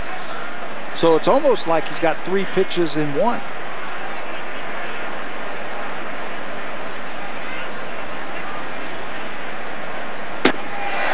Chase went off the plate, and Masterson, two more strikeouts in the fourth, but Bautista, his first home run of the season, 4-1 Indians. It's more than just a barbecue. It's a Broil King. Like the Canadian-made Broil King Signet 20, featuring heavy, professional-grade cast iron cooking grids. A cooking system engineered for outstanding performance, durability, and versatility. Sear steaks to perfection, bake a pizza, or even an elaborate dessert. The Broil King Signet 20 is proudly made in Canada and built to last. Broil King, great barbecues every time, and always available at your local Home Hardware and Home Hardware Building Center locations. Homeowners helping homeowners. Introducing the all-new 2012 Kia Rio with impressive fuel economy. In addition to its stylish design, it's packed with available features like heated front leather seats, Bluetooth wireless technology, and UVO voice-activated infotainment system. In fact, if it had any more features, we'd have to put them on the outside. Oh wait, we already did. The all-new, fuel-efficient 2012 Kia Rio.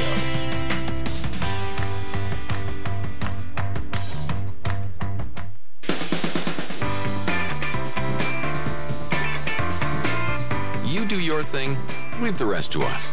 Ramada Worldwide. Book now at ramada.ca to get our best rate guaranteed and earn Wyndham Rewards points.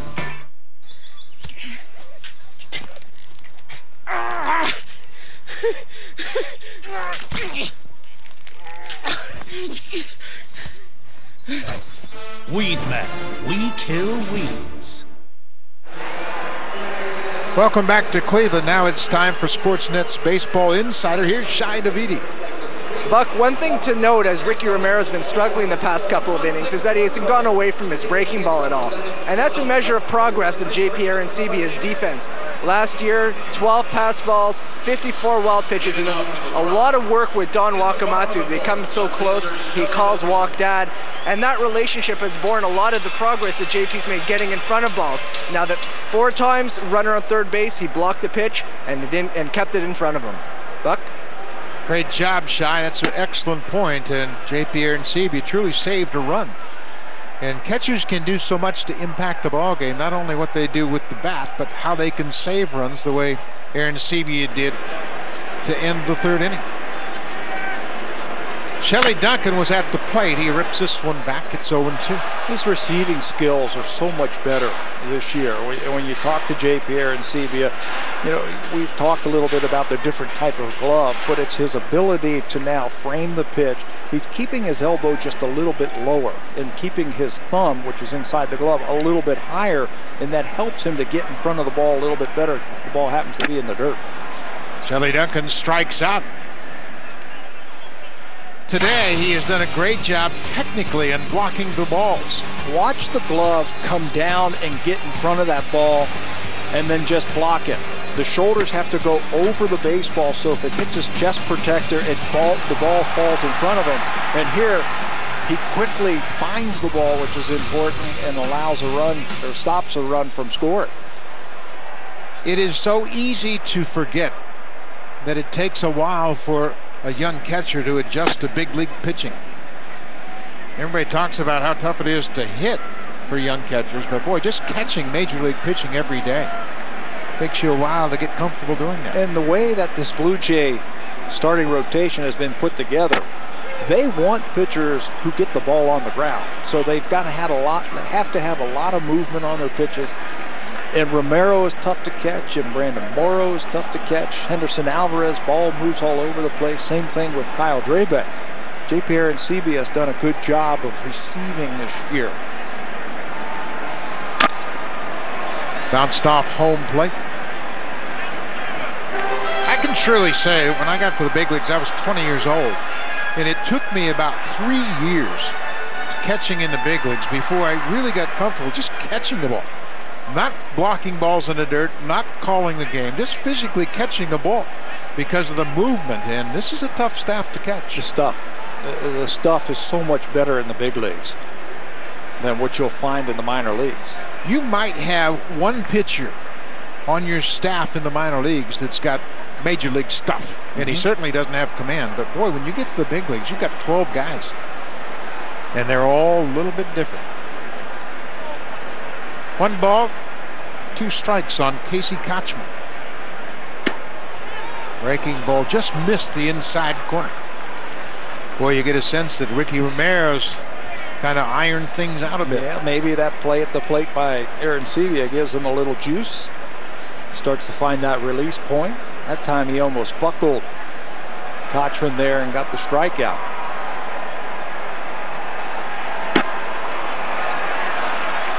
Another fastball. This one missed the inside. It's another full count.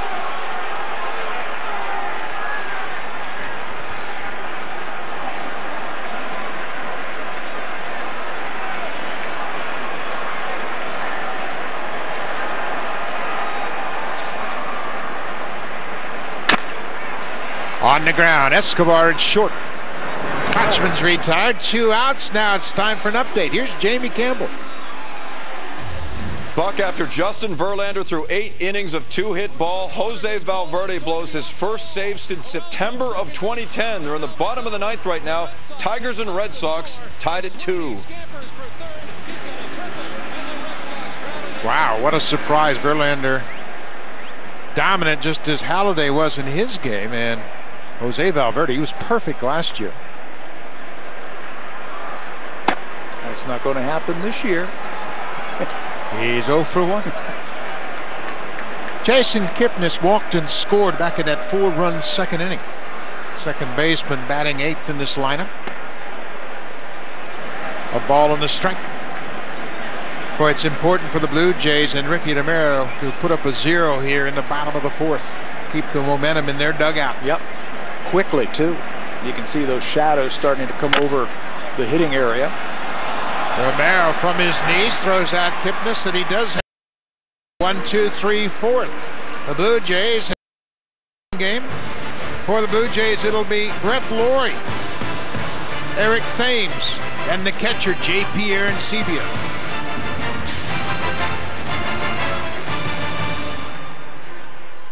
Back on Blue Jay Central, you heard Buck and Pat talking about the grip problems for Romero. Show us why. Well, Ricky Romero has a different repertoire than Justin Masterson, and the reason why he has trouble with the grip is because all over the surface of the ball they try to put mud on it to make it a little bit more tacky. When it gets cold, it doesn't sink into the ball as well. Now Ricky Romero is throwing a lot of curveballs. You see the grip there.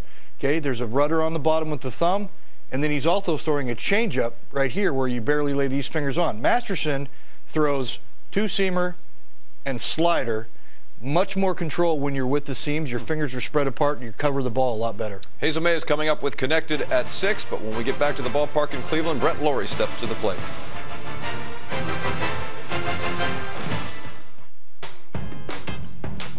It's the car the world is driving. The 2012 Chevrolet Cruze. With best-in-class safety and best-in-class highway fuel efficiency. Over 1 million new owners have chosen it, making it the fastest-growing new nameplate in Canada. And now, winner of a Consumer's Digest Best Buy Award. The 2012 Chevrolet Cruze. Get into one, and you'll see Chevrolet driving our world forward. Wanted to see how far one ProGlide cartridge could go, so they sent me around the world to find out. One world, 5 weeks. The only thing that didn't change was my razor. Up to 5 weeks of comfortable shaves with one ProGlide cartridge. Great things start with Gillette.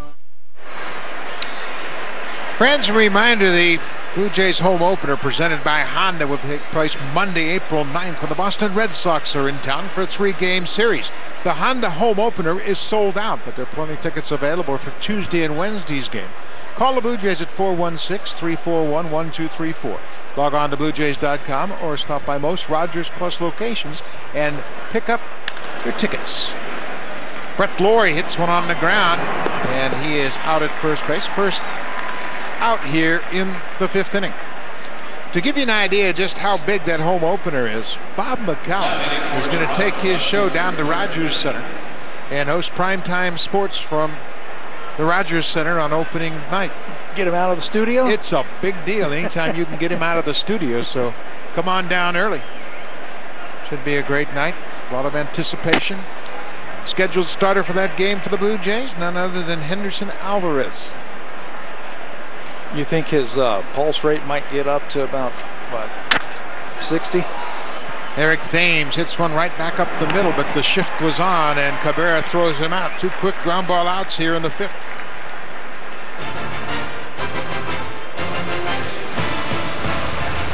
The Blue Jays on Sportsnet. Brought to you by your local independently owned home hardware and building center location. Homeowners helping homeowners.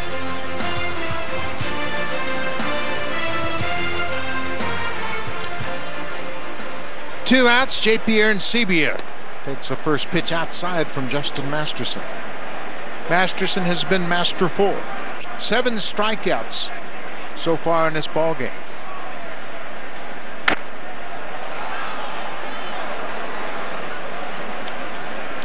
Blue Jays have 2 hits. They're both extra base hits. Adam Lynn got the first hit of the ball game back in the 2nd, a leadoff double to right center, and then Jose Bautista hit his first home run of the season with 1 out in the 4th. Arencibia robbed by Casey Kochman. Masterson steps on the bag. 3 ground ball outs in the 5th. Casey Kochman, an outstanding defender, takes a hit away from J.P. Arencibia.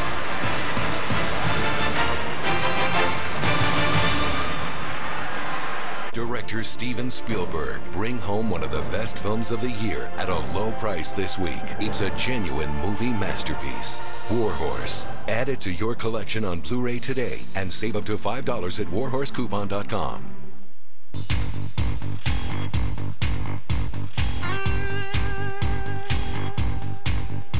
There are perfect days for driving. There are perfect roads for driving. But when I'm in my Jeep Wrangler, I just need to know perfect's out there somewhere. And it's my job to find it. Jeep. This Saturday at Rona, we'll give you a 15% off sticker to apply to the product of your choice, like a brand new backyard deck, or a great patio set, or a spiffy new barbecue, or a cool patio heater, or a bright, shiny screw. Or maybe not the screw. The 15% off sticker event this Saturday only. Rona, doing it right. Hey, Donna, what's the Sunday special? Liver and onions. Liver and onions. That reminds me, I have to go to the bank. I like liver and onions. TD, open Sundays at over 300 of our branches.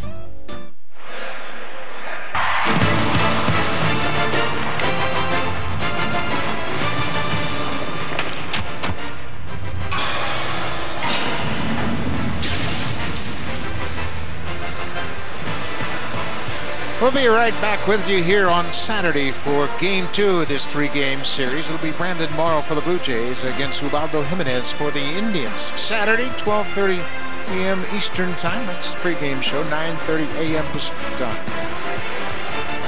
Brandon Morrow, really poised to have a big season. Last year, you remember, he started the season on the disabled list. Didn't make his first start till April 23rd. Looks like a different pitcher when we saw him in spring training, using all of his pitches. Jack Hanahan, he's the difference in this ball game. His 3-run homer back in the 2nd. Capped off a 4-run 2nd inning against Ricky Romero. That was the big blow that you said. Just 8 home runs last year from Hanahan. Doesn't have that type of power, but it was a hanging breaking ball from Romero. And it was on a 3-2 pitch. You'd seen a lot of pitches in that at bat. Romero had struggled with his control throughout that entire inning. He threw 43 pitches in the 2nd.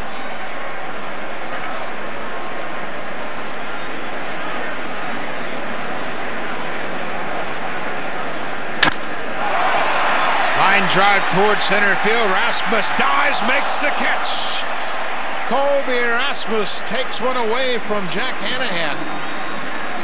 He got a good jump off the bat, dove, extended full out, and takes an extra base hit away from the Indians' third baseman. You've got to play good defense in the middle of the diamond, and that includes the center fielder. You can see Rasmus playing straight up against Hanahan, and the whole key to that play right there is he didn't give up on it. Kept running right through that baseball. Ball's going to slice back a little bit to him. Hanahan thinks he has extra bases. Colby doesn't give up on it and makes a sensational play. Back to the top of the order. Michael Brantley takes a strike, shows bunt. Brantley hit a double back in the second inning. It was a fly ball that Eric Thames misplayed. Sailed over Thames' head, went all the way to the wall.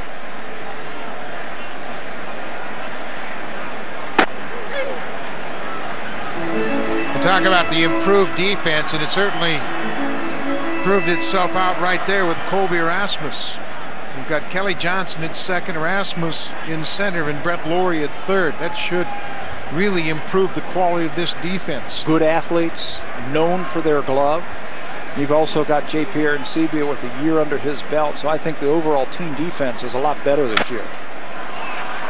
Brantley gets jammed on that pitch. Playing straight up, but again, not giving up on that ball. It's going to slice back to you as a center fielder on a ball into the right center field gap off of a left-hander. You start conceding that ball for a double, and that's the wrong thing to do. That time he just went full out. Arencibia is putting on a clinic on how you block curveballs. What a job he's done today. That breaking ball in the dirt. He and Romero are like brothers. Rarely do you see one if you don't see the other. And they have been together, as Shai Davidi mentioned, since they were in the minor leagues. Little tapper. Kelly Johnson's got to come after it. Takes the short hop and retires Michael Brantley.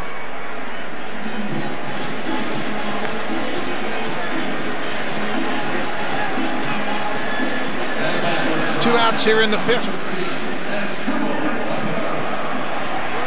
Opening day here in Cleveland. Good crowd on hand. The weather really not too bad when you consider what it might be. I have played in openers here where it's 20 degrees, snowing, rain. I mean, it's a beautiful day. The Seattle Mariners opened up here in 2008 and lost all 4 games of a 4-game series to open up the season. It snowed.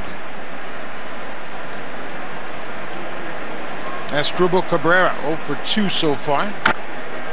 Pops this one back over the screen. Is that when they had to go to Milwaukee to make those games up? Cleveland did after the Seattle series. They actually played. Seattle came back 3 separate times on off days all season long.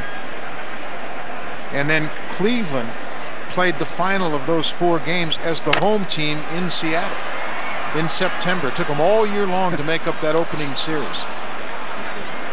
So you never really know what you're going to get here early in the season. But we'll take this, especially since you and I don't have to play. It's a lot warmer up here, isn't it? 1-2 to Cabrera. Cut on and missed. Romero has another 1-2-3 inning.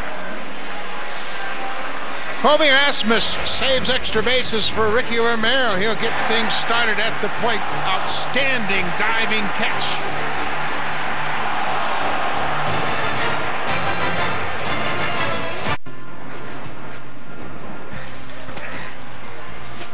I was always taught that it never hurts to help others. Well, there are times when my muscles clearly disagree. Fortunately, there's Tylenol Muscle and Body. It relieves my muscle aches and body pain. With Tylenol Muscle and Body, the first layer relieves pain fast. The second layer provides extended relief that lasts. We can all use a little help now and then. Tylenol Muscle and Body. Get back to normal, whatever your normal is.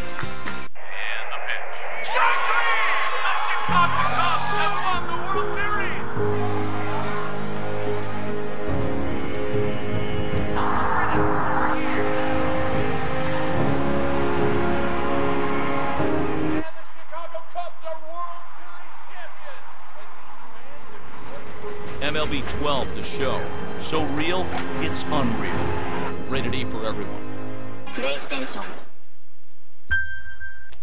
New Schick Hydro Power Select. It's like a blast of hydration. Water-activated gel hydrates throughout each shave, and Comfort Control lets you choose the vibration setting. Customize our best shave for your skin. New Schick Hydro Power Select. Free your skin. Oh man, this is bad. I'm bluffing. I am so bluffing. This is all my rent money. I'm all in. Well, it's in there now. Sweating on the inside? Handle it on the outside with new Speed Stick Power. Not bad for my first time. Speed Stick, don't sweat it, handle it.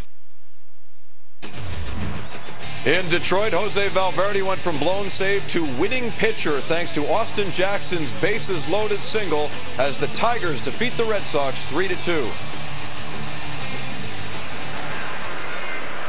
Here, Justin Masterson has really put the collar on the Blue Jays hitter. Just 2 hits, no walks, 7 strikeouts on 61 pitches over 5 innings. Just 61 pitches in those 5 innings. He has come out just throwing strikes, just right from the beginning of this ball game, just attacking the strike zone and letting the action on his pitches do all the work for him this afternoon. Colby Rasmus making that great catch in center field. Fouls off that sinker. It's a ball on the strike. Point speaks to volumes about the depth of this lineup when Colby Rasmus is your number 9 hitter. Rasmus appears to be a much more comfortable player after a full spring training with the Blue Jays. Hits this one on the ground. Kipnis is there. 1 down here in the 6th. He's starting to get that sinker instead of striking batters out. It looks like Masterson is starting to get the ground balls.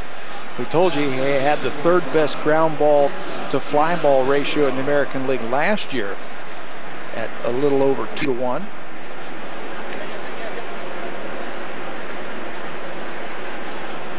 Bruce Walton talking to Ricky Romero. Walton really knows these pitchers well. And looking at that 2nd inning, I bet, probably really proud that Ricky has sorted things out. Yep. Calmed the game down a bit. That 43 pitches he threw in the 2nd inning also, I think, is going to cost him an inning. Instead of going 8, he might only go 7. Instead of 7, he might only go 6. He sits at 96 pitches after 5 innings. Dino Escobar fouls it off at the plate. Jason Frazier throwing for the first time this afternoon. Luis Perez was up back in that 2nd inning. Now it's Frazier. Escobar has struck out twice this afternoon, both on breaking pitches. Another ground ball. Kipnis records the first 2 outs of this 6th inning. Masterson has retired 7 straight, 6 of those on the ground. 7 straight coming after Bautista's home run back in the 4th. After all the strikeouts early in the game, we mentioned the strikeouts in the 1st inning where he struck out the side. Now he's got that ground ball working for him. Kelly Johnson hits it right on the button, but right to the shortstop. Another quick inning for Justin Masterson. He is in control, 4-1 Indians. I know my kingdom awaits, and they've forgiven my mistakes. I'm coming home, I'm coming home. Tell the world I'm coming. Introducing the all-new 2012 Kia Rio with impressive fuel economy. In addition to its stylish design, it's packed with available features like heated front leather seats, Bluetooth wireless technology, and UVO voice-activated infotainment system. In fact, if it had any more features, we'd have to put them on the outside. Oh wait, we already did. The all-new, fuel-efficient 2012 Kia Rio.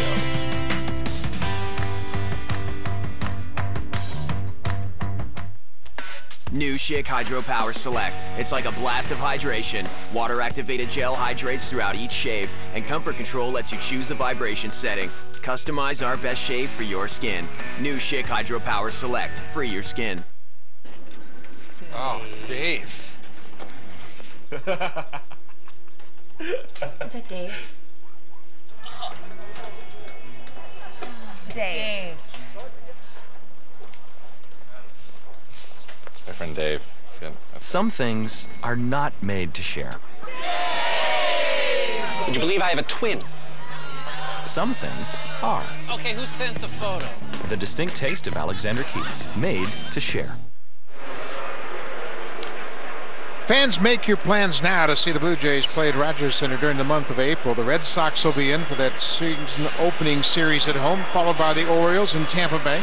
And then after the road trip, Seattle Mariners will come into town to wrap up the month of April. 27th, 28th, 29th, the Mariners, a 3-game series. Call the Blue Jays at 416-341-1234 for tickets. Log on to BlueJays.com, or you can stop by most Rogers Plus locations and pick up your tickets for April. Ricky Romero's afternoon is indeed done after 5 innings, so Jason Frazier is going to come in for his first appearance of the season. There are his numbers last year in 64 games with Toronto and the White Sox. Jason had a good spring, 10 appearances, a save, and 11 strikeouts for Frazier. A fastball, a little breaking ball, and a nice little split change. Good addition to the bullpen. A re-acquisition for John Farrell's bullpen. Jason Frazier was traded along with Zach Stewart to the Chicago White Sox in exchange for Edwin Jackson and Mark Teahan on July 27th last year. And he was traded by the White Sox back to the Blue Jays in January. He is happy to be back. Sin Soo Choo takes the first pitch strike. He was hit by a pitch last time up. And then he was caught trying to advance on a ball in the dirt, tagged out by J.P. Arencibia. That ended the 3rd inning. Chases a high fastball. He's in a hole 0-2. Well, there hasn't been a situation made that Jason Frazier hasn't been in. Very calm, very collected. He's not going to get too high or too low. He'll come right after hitters with that good fastball.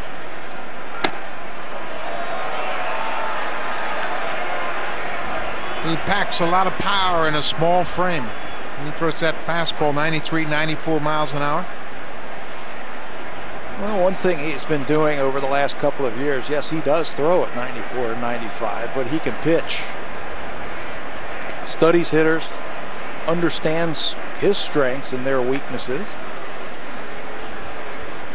3-pitch pitcher. You throw that good 4-seam fastball, and then he's got a slider that he's always trying to improve upon, and he throws a changeup with a split grip that's really become an effective pitch for him.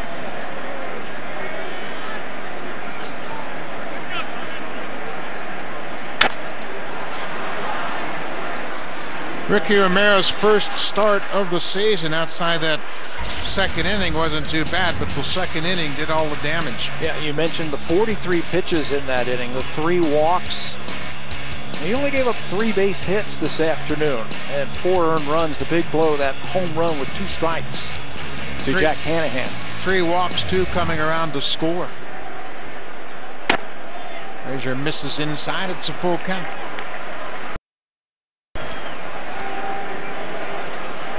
Jason Frazier, now 34 years old. Made his debut with the Blue Jays back in 2004. A leadoff walk here in the 6th. Frazier was ahead 0-2, and Chu worked him for the walk. It's a 4th walk issued by the Blue Jays, and that's an area where John Farrell knows his team has to improve upon. Walks and home runs allowed, and both have played into this game today. Big role in this afternoon's game so far. You throw the ball over the plate, let your defense do your thing, you're going to stick around a lot longer. Carlos Santana, the catcher batting left-handed for the first time this afternoon, has 2 of those 4 walks. First pitch strike.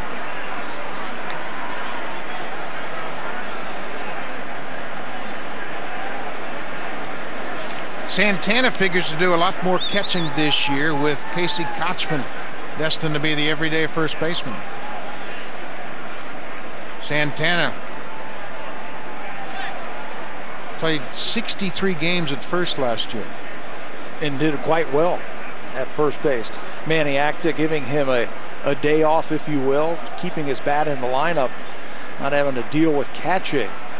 They can also DH him if they want to, but you're right, at first base now with Kochman there, he's probably going to stay behind the dish. Snap throw to first, quick tag by Lynn, but Chu is back. It's one thing that we have seen from J. Pierre Arencibia a lot this spring. Not afraid to throw behind the runner, especially with that left-handed batter in there. It blocks the catcher from the base runner. When he gets a secondary lead, he might stray a little bit too far out there. Arencibia has been very confident in throwing behind the runners. Chu's had a pair of 20 steal seasons in his career. Santana had something else on his mind right there as Frazier comes up with his first strikeout. Fans, you want to check out this. In August, the Uganda Little League team was supposed to play Canada at the Little League World Series, but Uganda was denied access to the United States. So the Canadian team went to Uganda to play a makeup game. Greg Zahn hosts this must-see documentary. It's an incredible story. Fair ball tonight at 8 p.m. Eastern, 5 p.m. Pacific on Sportsnet Ontario. I hear it's outstanding. Yep, that's all we've heard. Greg Zahn did a good job with that, and it's a great story. Make sure you tune in and watch. Travis Hafner takes a first pitch strike. Hafner's had a rough start to his season. He struck out and hit into a double play.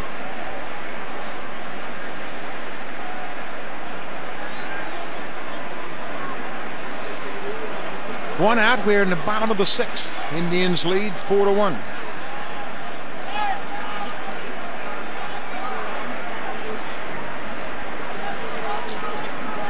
Travis Hafner, as Pat mentioned earlier, had a great spring. He says that he's finally healthy and has eliminated a lot of his body movement, seeing the ball much better. What happens to a hitter when you've got an injury? In Hafner's case, it was a shoulder. How does that affect you at the plate? Well, he was talking this spring about he actually changed his mechanics at the plate, compensating for the injuries that he had to his shoulder. Felt that he wasn't turning on pitches, that he was just servicing balls the other way instead of really being aggressive and letting it go. This ball is popped into center field. Colby Erasmus has a beat on him. Hafner's retired. He's 0 for 3. 2 down here in the sixth. When you have injuries like that and it prohibits what you can do, especially if you're a big power hitter like Travis Hafner, you can see why the production has gone down. Says he is finally healthy after a couple of years. Jason Frazier into the ball game here to start the sixth inning. Retires Travis Hafner. And now Shelley Duncan. Duncan has doubled and struck out.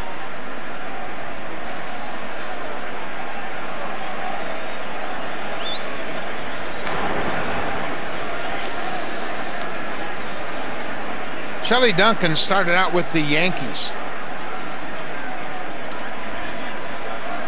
Third-round draft pick of New York and made it to the big leagues and really always had intriguing power. The problem with him, he just has some holes at the plate. Never could take that power and provide a consistent bat. If you can live with the low batting average and you need the power like the Indians need the power, you can play him. But he's had a few years in the big leagues now. He's learning to hit. There goes Chu. Arencibia almost hit Frazier, and what a job by Kelly Johnson. Arencibia threw the ball from his knees and it skimmed right over the back of the pitcher who was trying to get out of the way. Watch Frazier. Arencibia's quick throw. Frazier's got to bail out. What a tag by Johnson. This Saturday at Rona, we'll give you a 15% off sticker to apply to the product of your choice, like a brand new backyard deck, or a great patio set, or a spiffy new barbecue, or a cool patio heater, or a bright shiny screw, or Or maybe not the screw. The 15% off sticker event this Saturday only. Rona, doing it right. And we have a late entry, Mr. Quigley. Is he wearing running shoes? And they're off. It's Queen's Hurricane out front. But wait, it's gonna be Quigley! What? I'm gonna do it like this. The new lightweight midfoot strike Skechers Go Run. The new Jeep Grand Cherokee's legendary off-road capability. Exceptional mileage. And a best-in-class driving range will get you anywhere you want to go. And with this kind of luxury and comfort, it really is the only way to go. The Jeep Grand Cherokee, the most awarded SUV ever. Hey, Donna, what's the Sunday special? Liver and onions. Liver and onions. That reminds me, I have to go to the bank. Whew, I like liver and onions. TD, open Sundays at over 300 of our branches. Jose Bautista has led the major leagues in home runs his last 2 seasons. He homered in his last at bat in the 4th inning, and he's put himself into some pretty elite company. Consecutive seasons with 40 homers, 100 RBIs, 100 runs scored, 100 walks, and a .600 slugging percentage. How about Barry Bonds, who did it 3 consecutive years at the beginning of the 2000s, and Babe Ruth, who did it twice back in the 20s and 30s. Now, those are 2 names that are nice to be associated with right there. You think? Babe Ruth and Barry he is Bonds. right there with him. And a breaking ball off of Masterson. We mentioned Masterson. He led the American League in fewest home runs per 9 innings. He was tied with Doug Fister. Fister and Masterson gave up .46 home runs per 9 innings pitched. Masterson, they both gave up 11 for the season. And over the last couple of innings, you can see why. He's really getting that ground ball working for him. Keep the pitch count down. That's just his 72nd pitch, and he's still going strong. He's an interesting guy. They got him a couple of years ago from the Boston Red Sox, one of 3 players for Victor Martinez, and he was pitching out of the bullpen for Boston. As soon as he came over here to Cleveland, they said, you are a starter. Bautista takes the leadoff walk here in the 7th. And he really portrays as a starter at 6'6", 250. He can withstand the rigors of giving you 6, 7, 8 innings every time out. He can be a starting power forward. He can be a starting tight end. He can be a starting pitcher. He is a big man. Adam Lynn has one of the 2 Blue Jay hits here this afternoon. He doubled in his first at bat of the season. Bautista with the leadoff walk. Lynn takes a pitch and Masterson misses. Adam Lynn has homered in 3 consecutive opening days.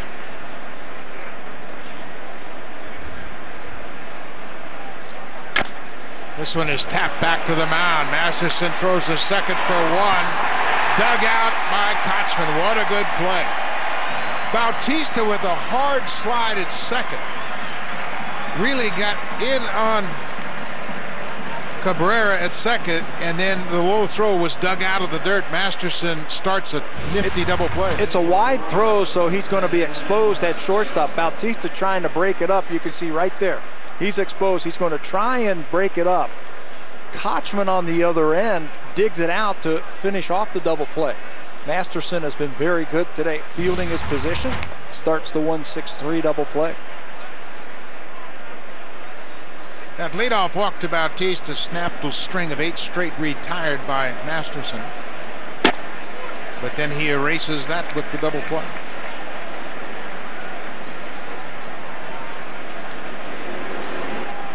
Just tough to get the ball in the air against Masterson. With that diving action, that sinking action. Last year he threw 68% ground ball outs. Makes quick work of Edwin Encarnacion after the leadoff walk to Bautista. Masterson has a 1-2-3 7th. Indians lead 4-1. 25 men. Looking forward to seeing all the fans. You know, we got to come ready to play baseball. We're going to come out with a little bit of fire, too. I'm really excited to get it going and get to Toronto and go play some baseball. The Can-Am Renegade 1000 XXC with the most powerful engine in the industry. The Outlander 1000 XT with a redesigned chassis for unequal trail riding. The Commander 1000 Limited, the most equipped, luxurious side-by-side in the industry. The facts say it's the most advanced lineup out there, but the ride says it all. Buy now and start riding for as low as $159 a month on select models.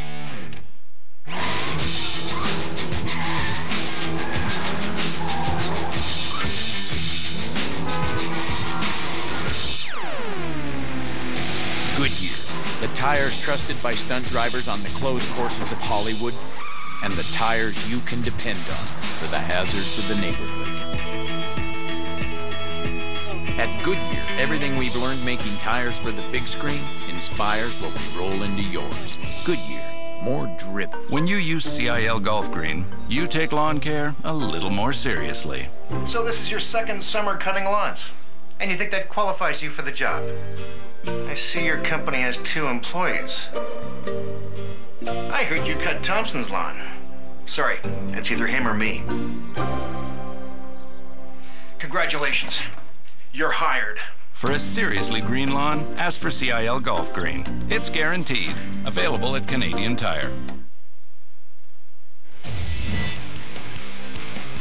In New York earlier today, Johan Santana threw 5 scoreless innings.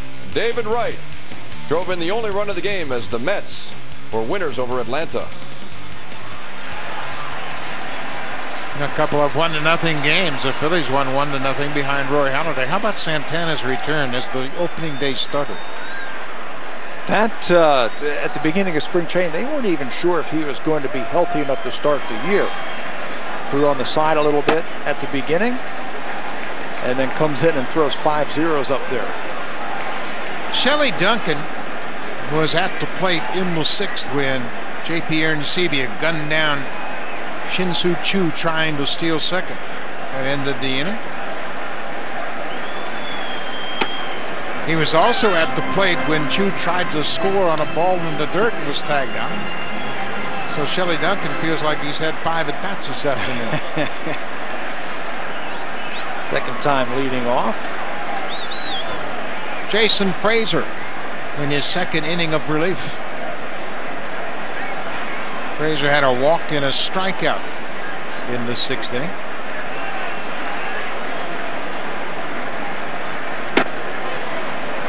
There's that slider. We got a quick shot of the shadows that are now starting to creep over home plate, where the pitcher is in the sunlight and the batter is in the shade, making it very difficult to pick up any type of breaking ball. Can't pick up the spin. Popped up in foul ground. Adam Lind over near the dugout, and it hits off the dugout roof, and J.P. Arencibia disappears down the steps. Breeze is blowing around in this ballpark, and that went off the bat. Looked like it was going to stay over the playing field, but it blew on top of the dugout. Actually, the wind has died down a little bit since the start of this game. Blowing in from right field. Just push that one on top of the dugout. In the summertime, it turns around, and there's a jet stream to right field. And the ball really carries well to right here. 2-2 to Duncan. Another ball in the dirt. Full count. J.P. Arencibia's had a workout today with those low breaking balls. He's handled it very well.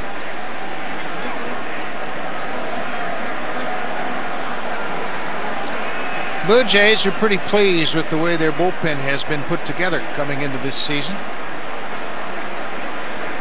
The reacquisition of Jason Frazier certainly helps that. He misses with that slider. It's a leadoff walk. Now it's time for another update. Let's go back to Jamie Campbell. And Buck, here's the same one we tried to provide you earlier, but there were no pictures. These are definitely pictures of David Wright in the 6th, cashing in a run as the Mets, yes, they did win. They beat Atlanta 1-0.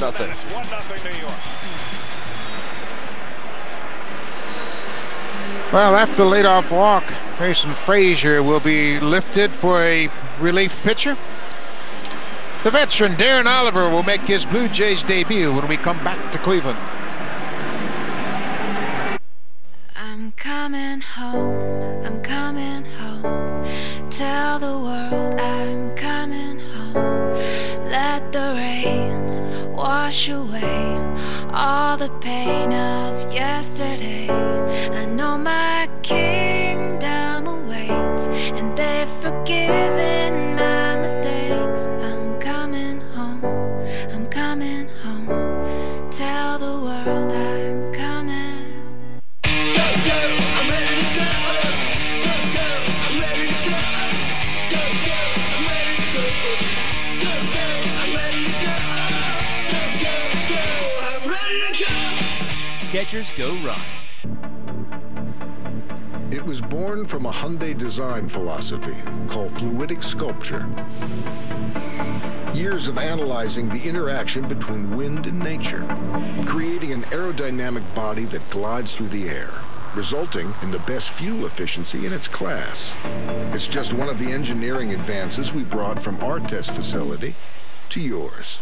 The Elantra, North American Car of the Year. From Hyundai. On April 17th, the mission goes global. So where are we going? India. Dubai. We're going in the Kremlin. I thought you said the Kremlin. Mission Impossible Ghost Protocol. Own it on DVD and Blu-ray Combo Pack April 17th.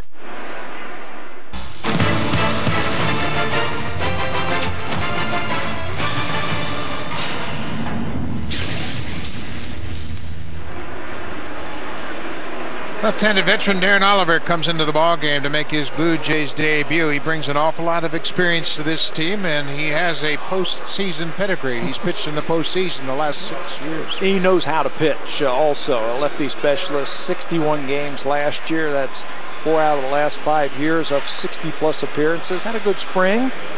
Got into 7 games this spring, pitching 7 innings. He'll pitch against lefties, righties, and again, he's another guy who has seen about everything that you can see in the game of baseball. He sure has. He started out his career as a starter. There's a pinch runner at first base as Aaron Cunningham will take over at first base for Shelley Duncan, who started in left field. Cunningham, 25 years old. Casey Kochman, but first a toss to first base. Well, Kochman's had a nice game in the field. He's 0 for 2 at the plate, but he's made a couple of good defensive plays. He drove in a run with that ground out in the 2nd inning. Dug out a ball on a double play ball. So he also made that diving step or catch and then flip over to first base. So he's made his presence felt in his first game with Cleveland. Oliver has held Kochman to an 0 for 6 in their head-to-head matchups.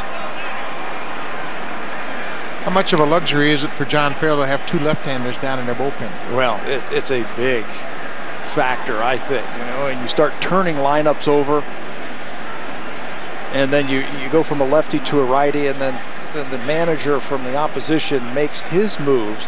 It's nice to have a left-hander, another one to go to, especially late in the game.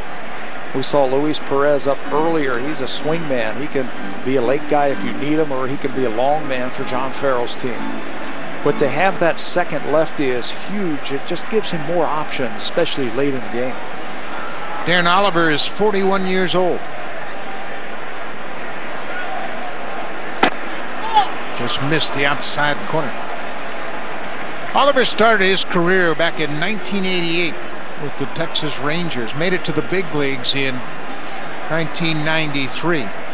Came up, appeared in just 2 games that year, but came back, pitched out of the bullpen in '94 when he made 43 appearances for the Rangers. Oliver still makes his home in the Arlington area. Lives in South Lake, Texas. Off the end of the bat. Darren Oliver's father was a longtime first baseman outfielder, started in the Pittsburgh Pirates organization. His father was Bob Oliver. I played with Bob Oliver in 1969 with the Kansas City Royals. He was a big right-handed hitter with some pop.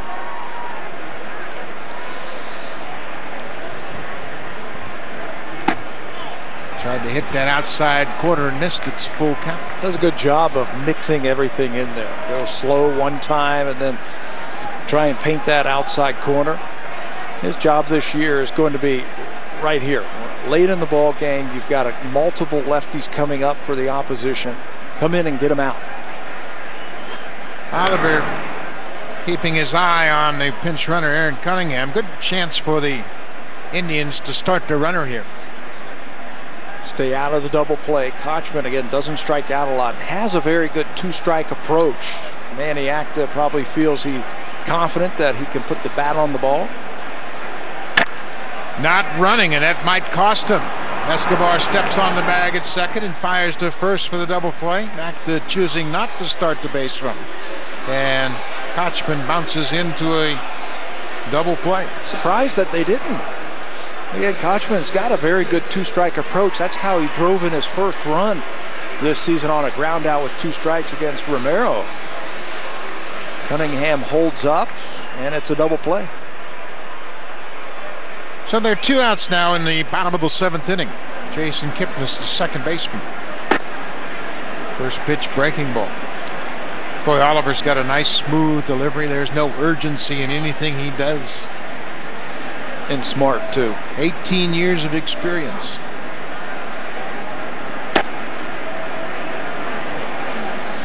He says he still hasn't watched the replay of Game 6 in the World Series.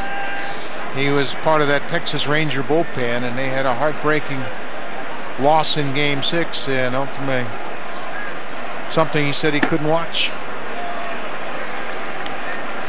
Twice they were within a strike of winning the World Series. Yeah, not once, but twice. And then you got to strap it on and do it again.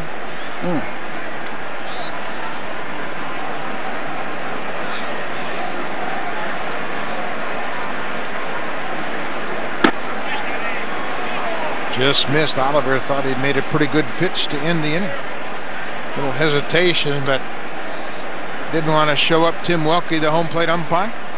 2-2 count, 2 outs. We are in the 7th.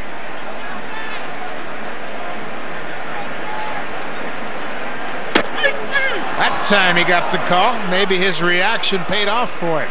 Came right back and threw strike 3. Blue Jays are down by 3. It'll be Brett Laurie to start things off. Eric Thames will follow. Then J.P. Arancibia. Blue Jays with just 2 hits on the afternoon. Protection. The comedy that started it all. American Pie. Come to my party. I want you to come so bad. Return for the best slice yet. I feel like something really bad's about to happen. Daddy? Oh my! American Reunion.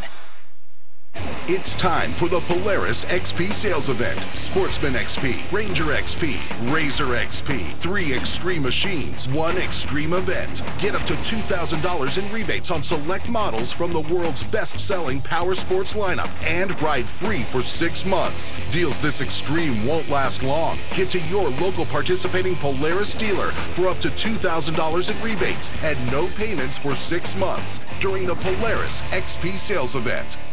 Get to the things in life you love by powering through work faster. Now, during the Power event, Honda Power equipment starts at $369. Let your quality time begin at honda.ca/power. The series continues. Blue Jays Indians. Saturday on Sportsnet. Fans of Blue Jays will be giving away a series of collectible bobbleheads, and it all starts on May 20th when the Jays will give away the Brandon Morrow bobblehead when the New York Mets come to town. Yunel Escobar and his bobblehead will be given away on June 3rd against the Boston Red Sox and Ricky Romero. August 19th with the Texas Rangers, that's when you can pick up your Ricky Romero bobblehead. The first 20,000 fans to each game will receive a bobblehead. You can get all of the bobbleheads if you buy a flex pack. Call the Blue Jays at 416-341-1234. Log on to BlueJays.com or stop by most Rogers Plus locations for your tickets. Justin Masterson continues to just shut down the Blue Jays. Masterson with 8 strikeouts. Blue Jays with just 2 hits. Brett Laurie will try to get something going here as he leads off the 8th. Well, he has continued to pound that strike zone. Talking about Masterson, a little bit of extra on his fastball early in the game. Now he has taken a little something off, and the Blue Jays have been hitting a lot of ground balls the last few innings. Brett Laurie taking a first pitch strike.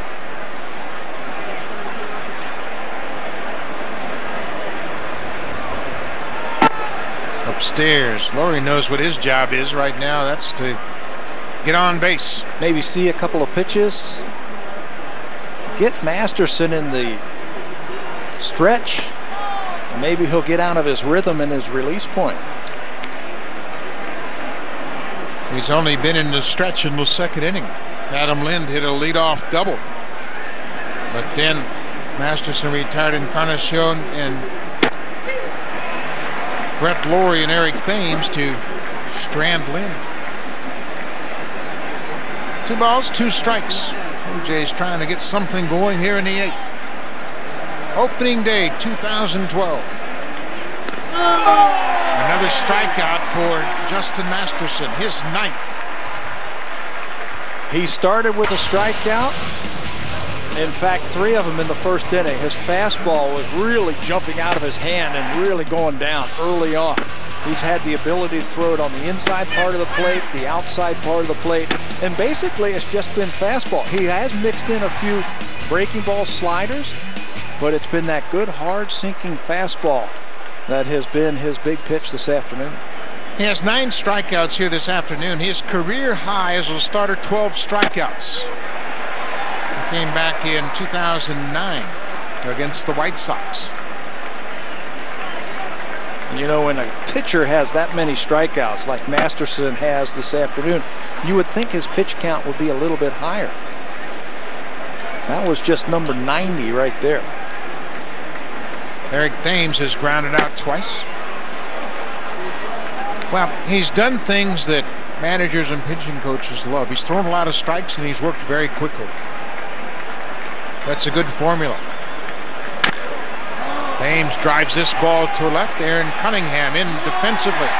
Makes a nice running catch. 2 down here in the 8th.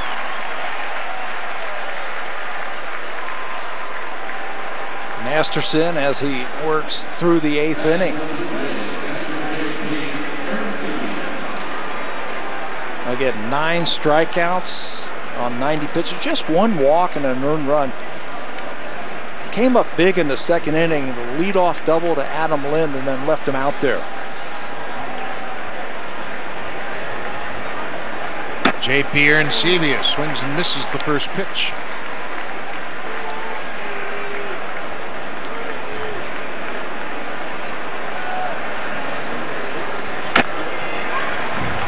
Another bowling ball fouled off at home.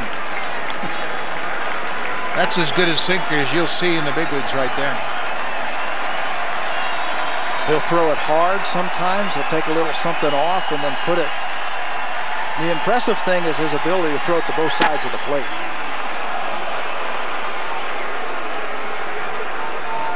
Talking to a couple of scouts before they start, they said that's the biggest improvement, especially against left-handers who gave him trouble last year, is pounding it into him. Arancibia swings and the ball's going to go back to the screen. It'll be another strikeout, but Arancibia will reach first on the wild pitch. And with a breaking ball in the dirt, Santana kind of waves at it. Looked like he tried to backhand it. Knew he wasn't going to be able to get over there and block it with his chest, so like a first baseman just trying to pick it out of the dirt. Glances off his glove. It'll go as a strikeout.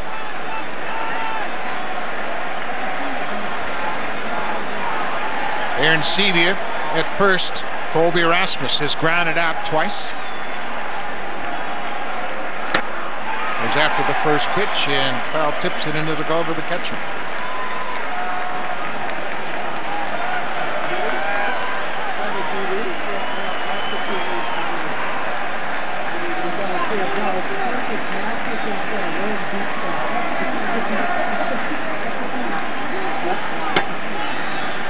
Blue Jays have hit just 3 balls to the outfield. Lynn's double in the second, Bautista's home run in the fourth, and then Thames lined out to left. When he's on, that's the type of game you'll get from Masterson. Lots of ground balls, lots of strikeouts. That's why they have to have a good inner defense, and they certainly have done that this afternoon with the Indians. He's behind Colby Erasmus. 2 balls and a strike. Erasmus just hits the top of that baseball and beats it right into the ground at home plate. Very difficult to describe what it's like to try to hit a nasty sinker. You just got to try to square it up, and it's constantly going down away from your bat.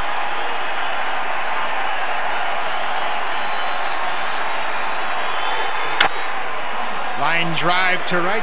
Chu is there and makes the catch. Rasmus hit it hard, but right at the right fielder. It's time now for an update. Let's go back to the studio. Here's Jamie Campbell and Greg Zahn. All right, Buck, thank you so much. That line drive there by Rasmus, just the 5th time the Blue Jays in this entire game have been able to hit it in the air. Why is that, Greg? Well, he's throwing a great sinker today, and I mean Masterson. And the one thing about the sinker is you know it's coming. You have to elevate the ball. And what happens is the ball will come out of the guy's hand, and it'll be mid-thigh, and you think it's going to be a strike, but it actually bottoms out. You swing to where you think the ball's going to be, and you hit the top of the baseball instead of the back or the bottom of it. When you go up there against a sinker ball pitcher, you got to make him elevate, especially one with a consistent sinker like Masterson. You make him elevate. You get the ball in the air, up in the strike zone, and you look for the bottom inside part of the ball. It'll keep you on it. You'll stay inside it. You'll hit line drives and fly balls in the air. All right, a quick break, and it's back to Cleveland. This Saturday at Rona, we'll give you a 15% off sticker to apply to the product of your choice, like a brand new backyard deck, or a great patio set, or a spiffy new barbecue, or a cool patio heater, or a bright, shiny screw. Or maybe not the screw. The 15% off sticker event this Saturday only. Rona, doing it right. Wanted to see how far one ProGlide cartridge could go, so they sent me around the world to find out. One world, 5 weeks.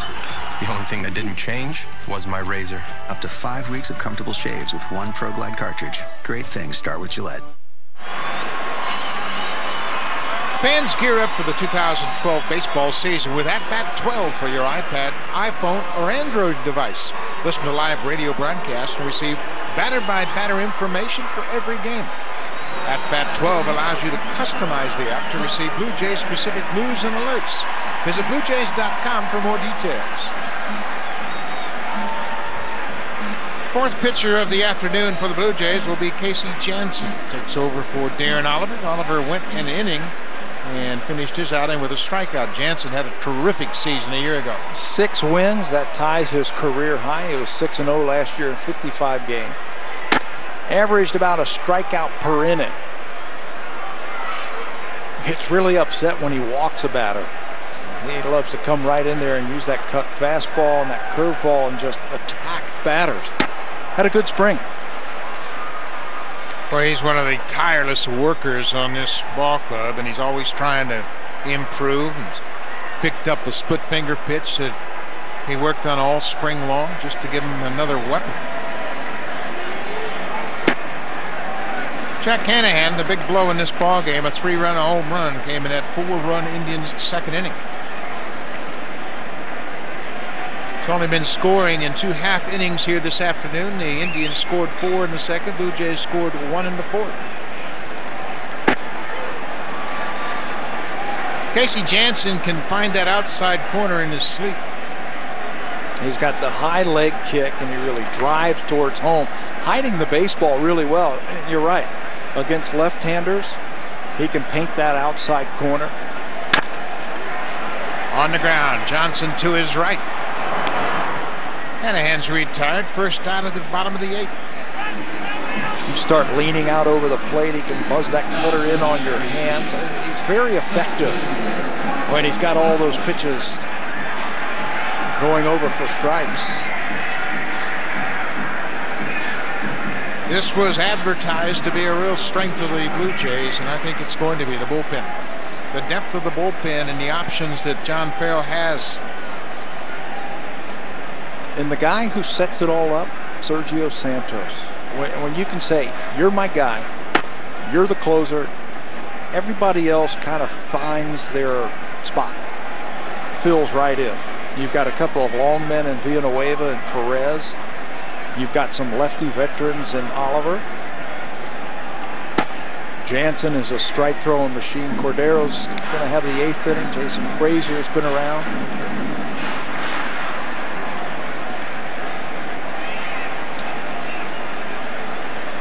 Both of these teams have good bullpens.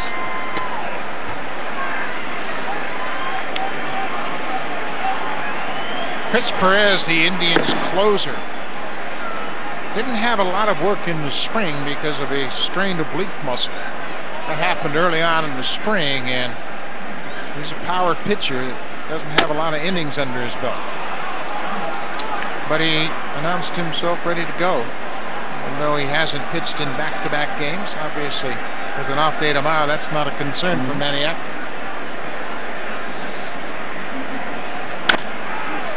Jammed, gloved by Lynn. Backhanded, goes to the bag, and there are 2 quick outs here in the 8th. Adam Lynn's had a good day in the field. Yeah, he's missed some time because of a back problem towards the end of spring. But he backhands that one, takes extra bases away from Brantley. He picked the ball from Brett Laurie early in the game. That was in the 2nd inning to finish off that inning. Done a good job over there with the glove. Shortstop Asdrubal Cabrera. Batting for the first time as a left-handed hitter. He's a switch hitter. And worked hard to hone his skills defensively. Really put in a lot of time last year. Not so much this year. He just kind of worked on his overall game.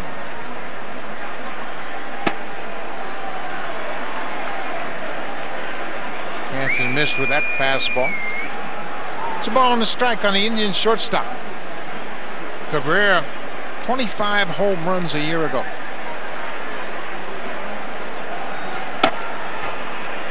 Well, Jansen works the corners. In and out. Again, he can throw that ball on the outside corners to the lefty, and if he senses that you're starting to lean out over the plate, he'll throw one inside that cutter and just eat up your thumbs. There's a base hit right back through the middle. Cabrera has his first hit of the season. It's just the 4th Indians hit of the afternoon. We mentioned Lynn, what a good job he's done, and it started back in that 4-run 2nd inning. He came up with a good play. This was the 3rd out to get Romero out of that 2nd inning. It goes down and just scoops it. Stay down, and that was a big play. And then this one here, the backhand. You got to have soft hands to follow that one all the way into your glove. Lynn doing it with the glove this afternoon. Shin-Soo Choo, the right fielder.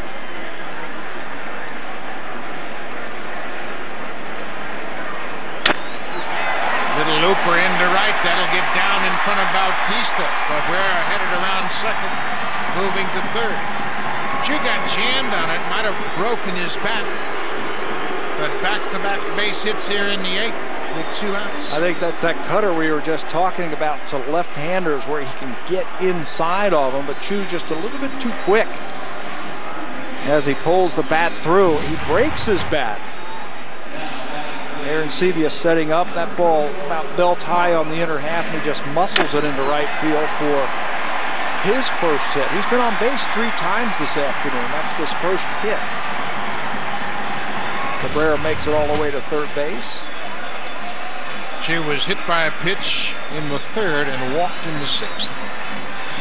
J.P. Arencibia out in front of home plate, giving the infield defense the play. Should the Indians try to steal a run here. 1st and 3rd, 2 outs. The catcher, Carlos Santana.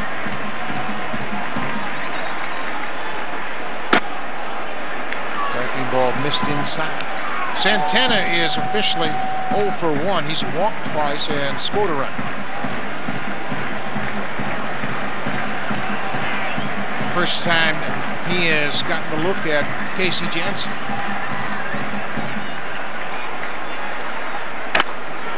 Fouls that ball off. How tough is it for hitters to see right now, given the way the shadows have spread across the infield? It's a little bit easier now than what we saw earlier in the game when the pitcher was in the shade, or excuse me, the sun and the batter was in the shade. The only problem is with both of them in the shade right now, that background is very bright with the outfield. Look at that. That's what they're looking through.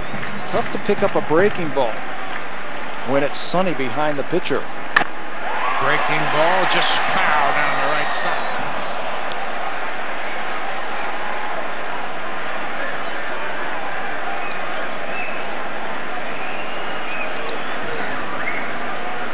You saw Justin Masterson standing in the Indians' dugout. He has probably finished his day. Chris Perez, the closer, is loosening up in the Indians' bullpen.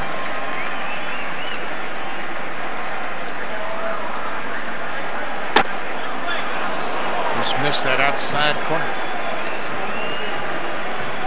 Justin Masterson, his first opening day start, his second career 10-plus strikeout game. We mentioned his career high was 12. That came back in 2009.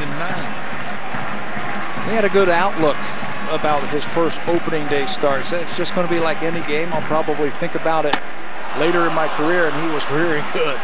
Well, Casey Jansen saves a couple of base runners, a couple of two-out hits, and he gets a strikeout to end the 8th. Masterson out of the game. Chris Perez, the closer, on. Indians up by 3.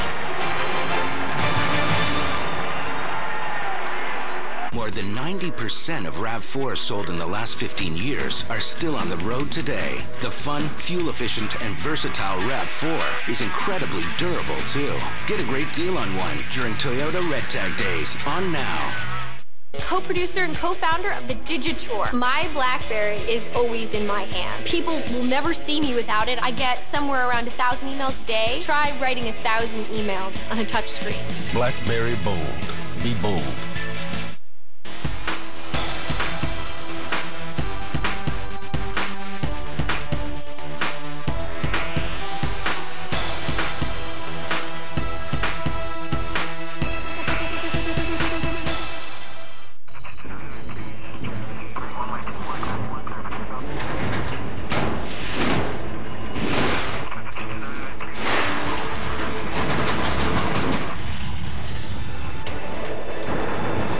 Castrol Edge is tested to be our strongest oil, no matter what you put it through. Castrol Edge. It's more than just oil. It's liquid engineering. It's big. It's very big. It's Toyota's biggest event of the year. Toyota Red Tag Days. On now with big cash incentives including up to $3,000 on Corolla and Matrix. Toyota Red Tag Days on now.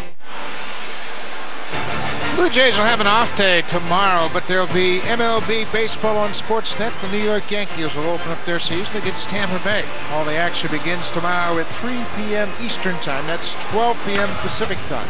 Yankees and Rays right here on Sportsnet. What a day for Justin Masterson to start his season. Just 2 hits and 1 earned run. That was the home run by Bautista in his 99 pitches that got him through 8 innings. 10 strikeouts for Masterson. You could tell from the first inning he had his good sinking fastball. He stayed behind the ball all afternoon. And he has pitched his team into the 9th inning with the lead in a save situation. So the bullpen will come in, and the first guy out, the closer, Chris Perez. Chris Perez was 36 for 40 in save opportunities a year ago. He's a power pitcher, not a real strikeout pitcher, but keeps the ball on the ground and has multiple pitches to attack the opposing lineups with. Good fastball and a very good slider. Blue Jays happy that Masterson is out, but you get Perez, who's a very good closer. Escobar will start things off here in the 9th.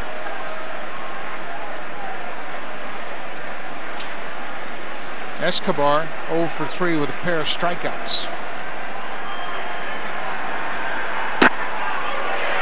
a strike. Keep in mind that Chris Perez has only pitched in 3 games this spring. He has only thrown 3 innings.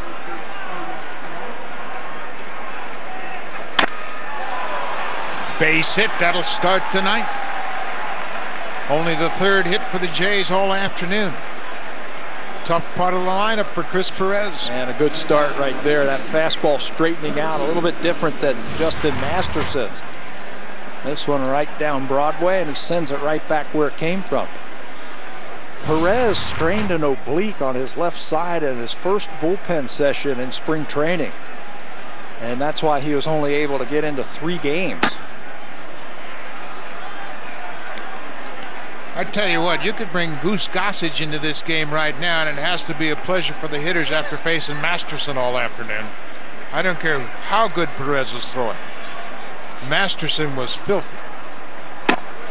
Couldn't have been fun for those hitters. The way the day is, it's cold. You're trying like heck to square up that ball so your hand doesn't go numb.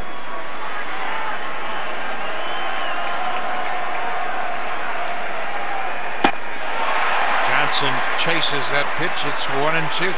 Kelly Johnson didn't like that first strike call from Tim Welke. It looked like the ball might have been off the plate away.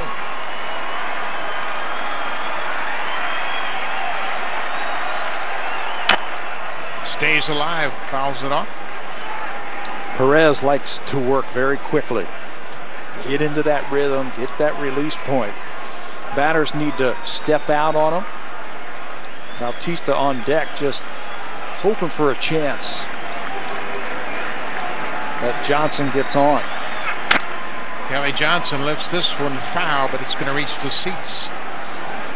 The Blue Jays got to Chris Perez right here in this ballpark last July 9th. They won an extra inning game.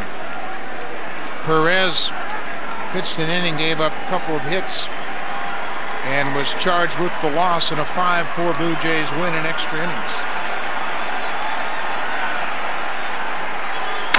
Kelly Johnson, base hit to center.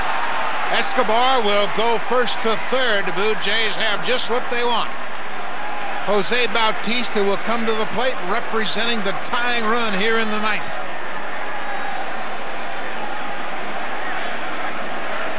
Good at bat by Johnson. I think you're right. He was upset with that first one, but then battled. Good 2-strike approach, and I think Perez does him a favor by spinning a breaking ball up there with 2 strikes. You're just trying to cover the plate and just see the ball. Johnson hits it through the middle. Escobar goes first to third. In that game last July, Jose Bautista homered off Chris Perez to win it in the 10th.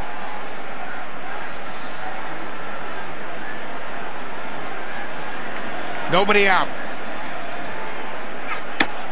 Way inside. You can see that Perez isn't as sharp. Had he might have pitched a little more in the spring. Just 3 innings, 3 games. A couple of base hits, and then this one way inside to Jose Bautista.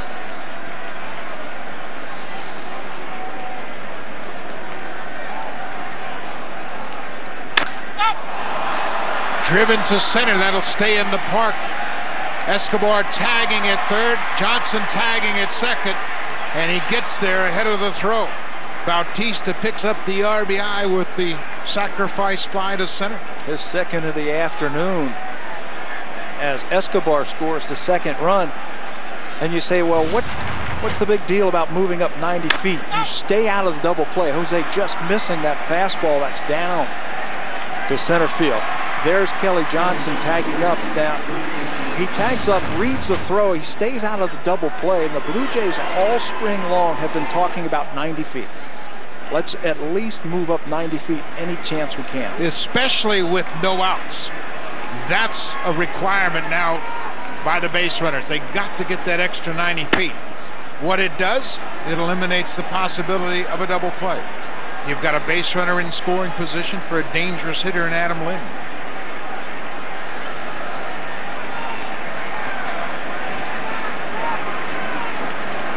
4-2 ball game.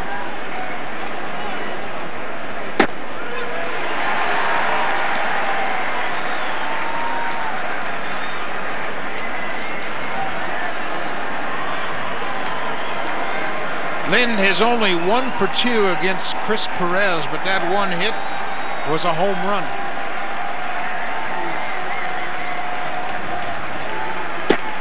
That too came as a game winner a couple of years ago right here in this ballpark. I believe it was a 3-run lead. There was an error by the shortstop, and Lind got another chance, and he homered, and Blue Jays ended up winning that game. 2 balls and a strike. Kelly Johnson at second.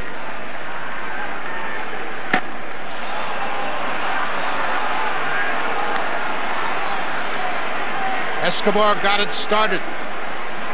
He led off the 9th with a single, came around to score on Bautista's sac fly.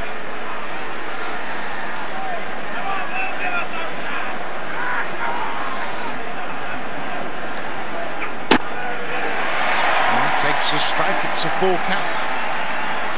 Edwin Encarnacion on deck.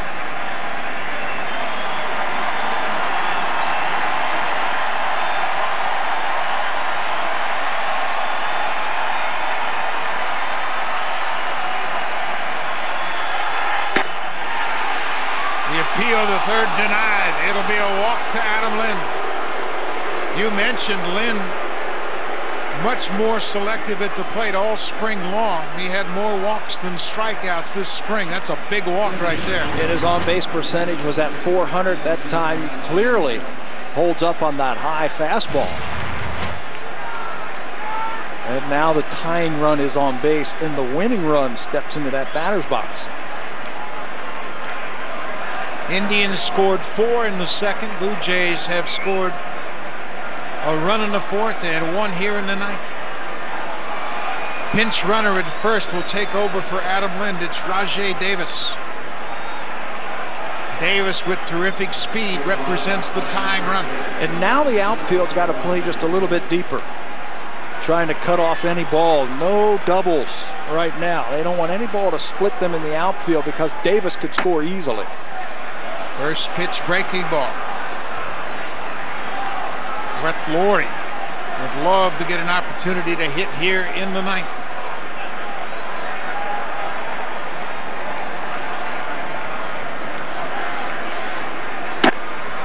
Perez really struggling with his command. This reflects the impact of that time missed in spring training. And nobody up in the bullpen for the Indians. It's your inning. Taking all the way. 2 balls and a strike, 1 out. Runners at first and second. It's a 2-run game, 4-2 Indians. Way outside. You know, Edwin's been the guy who the last week or so has been locked in at the plate. We haven't seen it yet this afternoon, a pop out and a couple of strikeouts against Masterson, but he has been locked in. Watching him taking BP yesterday, he was hitting rockets everywhere. Long drive left field. This ball's got a chance. He's going to off the wall.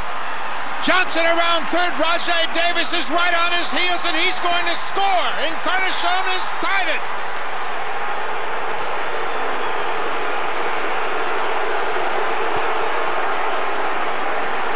Well, when you throw a fastball hitter, a fastball count in his sweet spot, and he's locked in like Edwin is, good things are going to happen.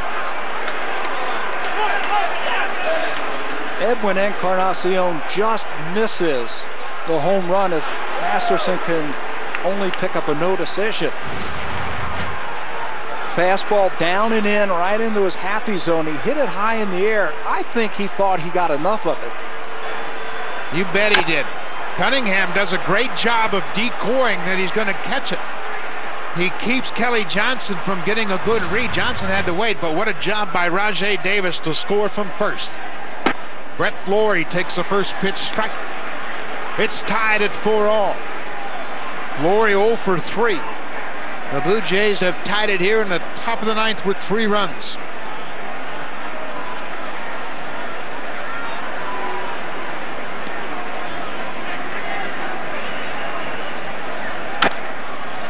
Boy, he got a good breaking ball and just got underneath it.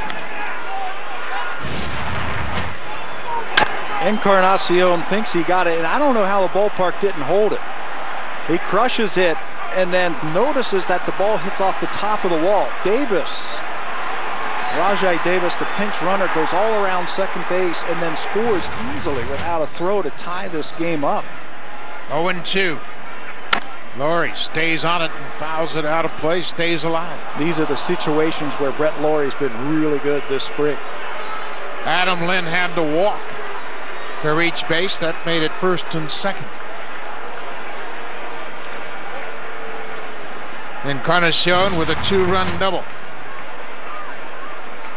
And that's Bautista's reaction to Edwin's clutch hit. I think that's a sign that they have to each other. They both do that to each other. Brett Laurie, 0-2. Bounced right back to Perez. Encarnacion is caught in the rundown. Now he gets past the shortstop, but Cabrera tags him on the shoulder. Encarnacion broke on contact, and Perez gloved it and started the rundown. Ideally, you'd like that runner to stay in the rundown a little bit longer so Brett Laurie could get into scoring position. Tribe do a good job of squeezing the runner between Cabrera and Hanahan. Encarnacion read that very well. He almost got past Cabrera, but Asdrubal Cabrera tagged him on the back. What a clutch hit by Edwin. Eric Thames. Start the runner here. Give him a chance. Brett Laurie last year was 7 for 8 in steals. I don't know, no, with Perez struggling so much with his command, you might want to give Thames a chance for an extra base hit. Just keep Laurie there at first. He can score on a ball in the gap. Ball in the gap, he scores easily.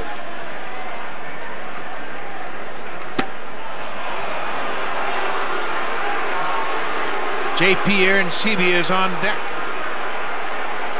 What a comeback for the Blue Jays. On an afternoon, it looked like Masterson was just going to completely shut them down. Bautista with a solo home run, Encarnacion with a clutch double here in the ninth. And Thames takes a 4-pitch walk.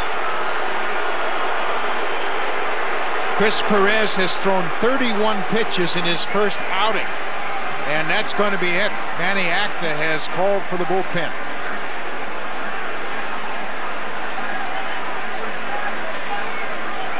So Chris Perez will be saddled with a blown save here this afternoon, and his runners are on base. Edwin Encarnacion just misses his first home run of the season, but it slams off the wall. He drives home 2 to tie it up. It's 4-4 in the ninth.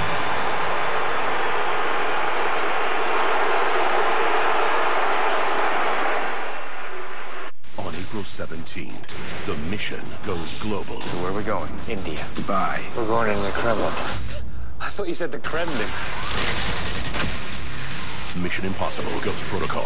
Own it on DVD and Blu-ray combo pack April 17th.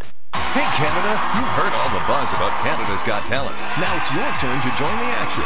Download the Canada's Got Talent app and chat live with other fans during the show. Go behind the scenes and sit in the judge's seat from the comfort of your couch. Who should get buzzed and who should go on? Download the Canada's Got Talent app for iPad, available for download on the App Store, and experience the one show where anything and everything is possible. Canada's Got Talent, live semifinals, 8 Sunday on City TV. Canada is feeling the wrath. What are you waiting for?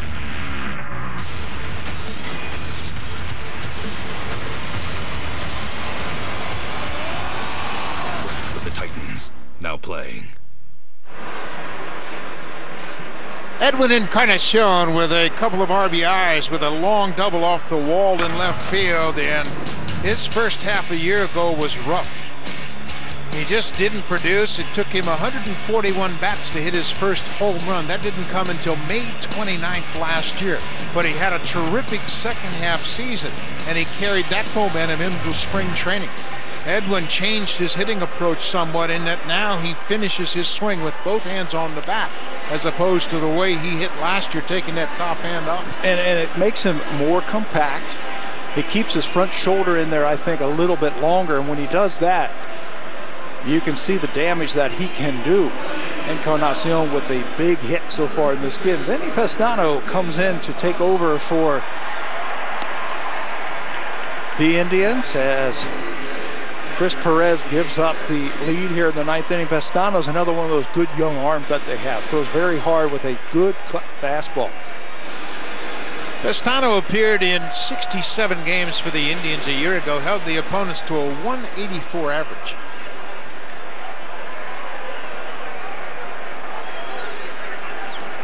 Justin Masterson, what a tremendous effort, and he will end up with a no decision. His second double-digit strikeout game of his career. Aaron Sebia, the hitter, takes the first pitch breaking ball for a strike. Pestano was supposed to be the guy who was going to close if Chris Perez couldn't start the season. But he made those 3 games, deemed that he was ready, and Pestano went back to the 8th inning. Well, you can question whether or not Perez was ready. And oftentimes managers will be very conservative if they don't have back-to-back outings from their closer to finish up spring training. Aaron Sebia on the ground, gloved by Hanahan, long throw, ball in the dirt. Aaron Sebia is retired. So Pestano comes out of the bullpen to put out the fire. But the Blue Jays storm back in the ninth. 3 runs in the ninth. It's tied at 4-all.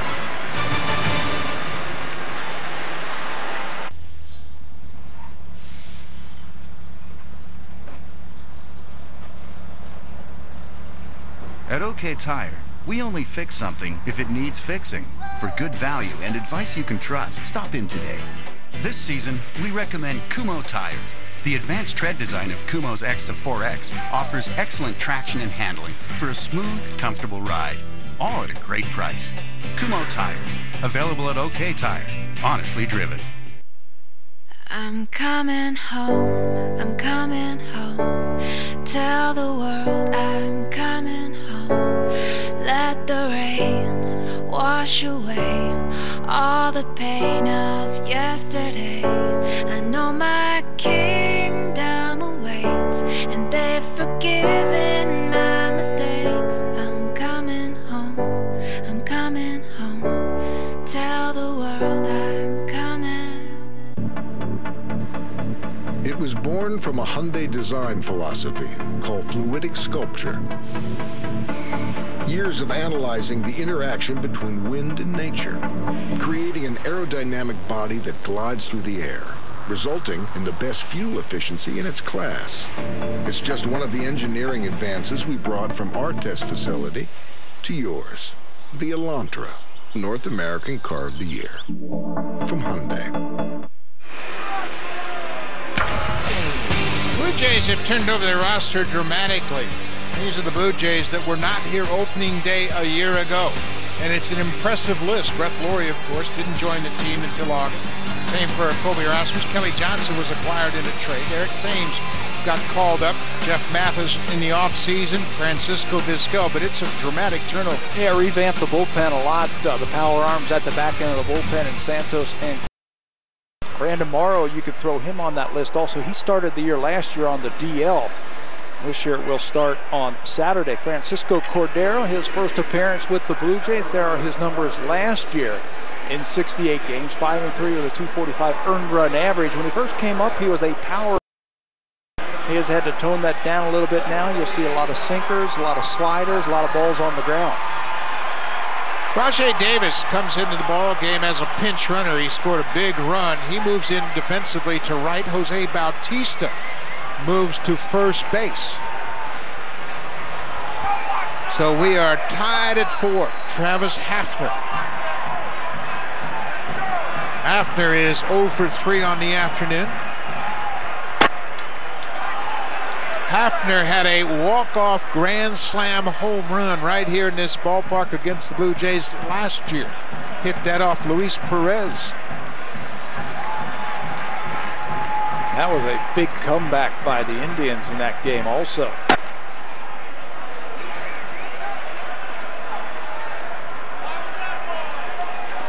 Now Brett Lawrie in that shift mode is almost out in right field.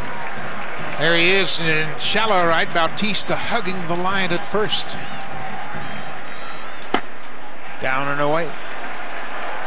If you're wondering about Jose Bautista playing first, he's actually played 9 games at first. He started 1 game last year and 4 games at first in 2008 for the Blue Jays. 2 balls and a strike to Travis Hafner. That ball is slicing away from Rasmus. He can't get it, and it gets by him. Thames comes over to back him up, but Hafner is headed for second. And everybody on the infield heads to third. Hafner gets things going for the Indians with a drive to center for a double. You saw the infield shift around for Travis Hafner. The outfield was the same way, so he crosses him up and slices a ball to left field. You can see Rasmus shading him to right field. Here comes the ball. Now he's going to try for the catch, but then if he can't make the catch, he's got to keep that ball in front of him. So the double play is in order, and it goes by him. That has been scored, a single and an error on the center fielder, Colby Rasmus. And John Farrell has come to the mound. Blue Jays are gathered around the mound.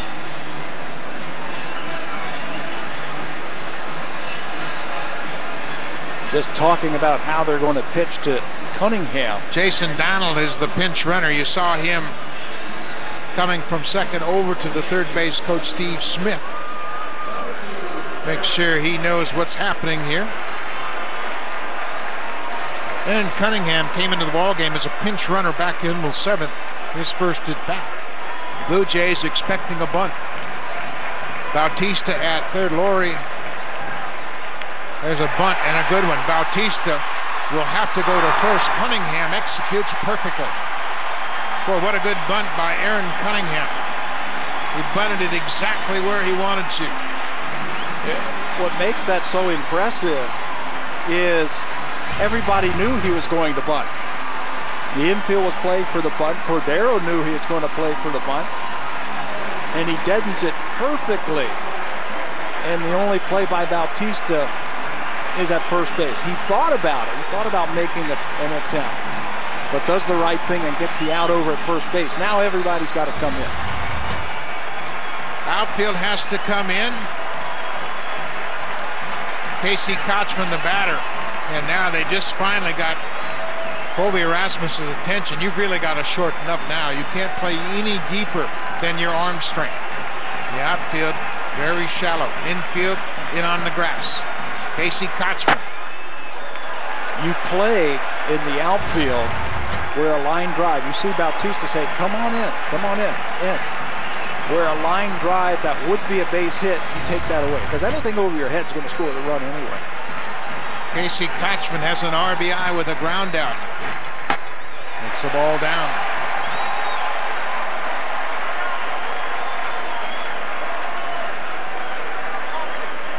There you see the defense, very shallow in the outfield.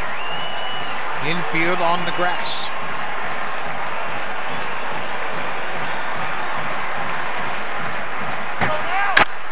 Bouncing ball, Bautista.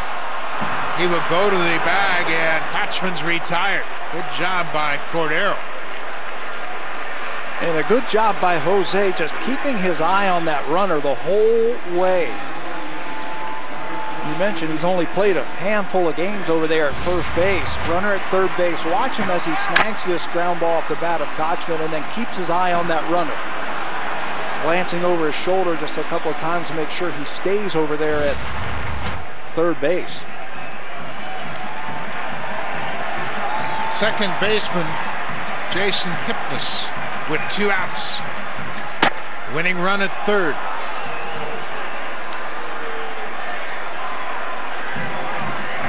Kipnis 0 for 2 with a walk. He struck out his last time up in the 7th. That strikeout game against Darren Oliver. 4-4 ball game, bottom of the 9th.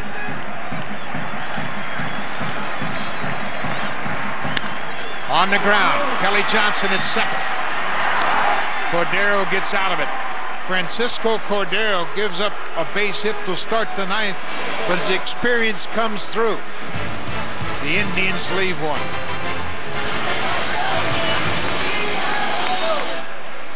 On April 17th, the mission goes global. So where are we going? India. Dubai. We're going into the Kremlin.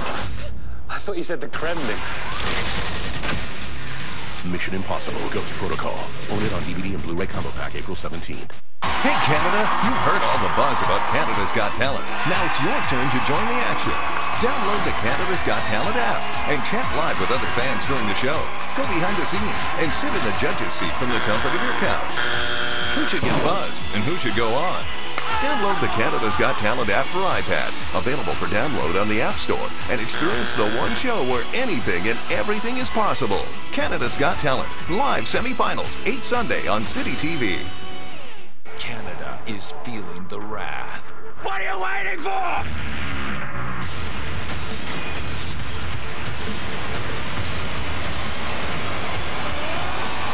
Wrath of the Titans, now playing.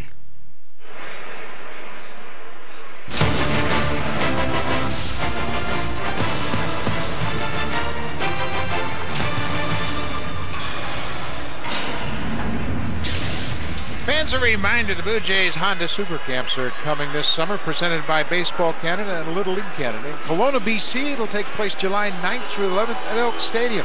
The instructors include Rance Mullenix, Homer Bush, Lloyd Mosby, Dwayne Ward, and Paul Spalgeric. You can visit bluejays.com/baseball academy. The Toronto Blue Jays are proud supporters of amateur baseball across Canada.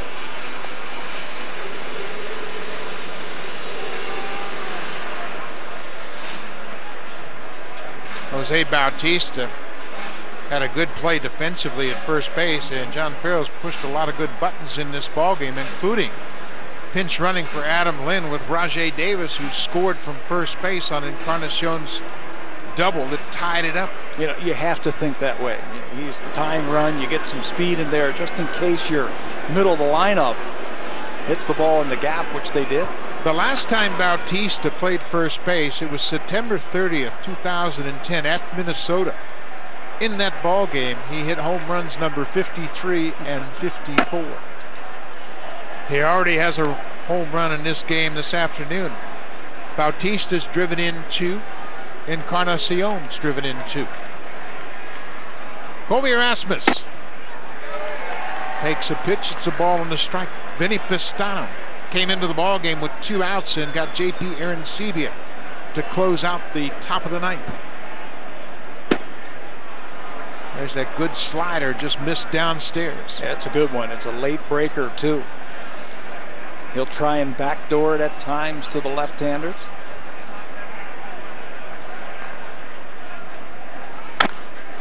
Popped out of play. Well, Manny Acta might have some questions to answer after this ball game, using Chris Perez in a save situation. First game of the season after Perez battled injury all spring long. Yeah, and only got into 3 ball games, 3 innings all spring long. You know, there's something to be said about loyalty. There's also something to say about going with your hot hand. This one's popped up. Second baseman Jason Kipnis on the grass makes the catch, first out of the 10th. And Pistano was going to be the guy. If you read all the papers, you know, he was going to be their closer if Perez couldn't be ready. If Chris Perez couldn't go on back-to-back days, Pistano was going to help out that way. Well, you remember how the Blue Jays wrapped up their spring training with the bullpen. John Farrell had them pitch 3 times in a span of 6 days, and then had them go each in back-to-back games.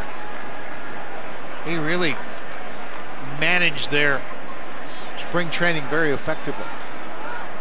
Yunel Escobar got things started in the top half of the 9th with a sharp single to center. That came off Chris Perez. That got things going.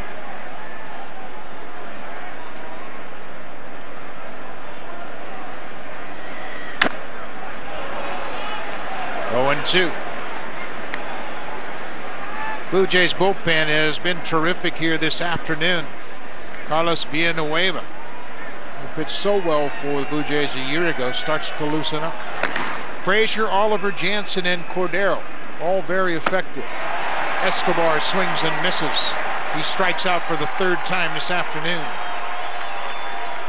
Following the ball game, stay tuned for Connected. It'll be hosted by Hazel May, and I'm sure she'll bring you up to date on all the baseball activities, including Roy Halladay tossing an 8-inning 2-hitter in a 1-0 win this afternoon for Philadelphia. Johan Santana opened up things for the Mets. They too won 1-0. So stay tuned right after the ball game for Connected. Kelly Johnson had a hit his last time up, and he scored on the Encarnacion double. Still trying to figure out how that ball didn't leave the ballpark. 3-1, geared for a fastball, got it. Somehow the wind just knocked it down. Good breaking ball from Pistano.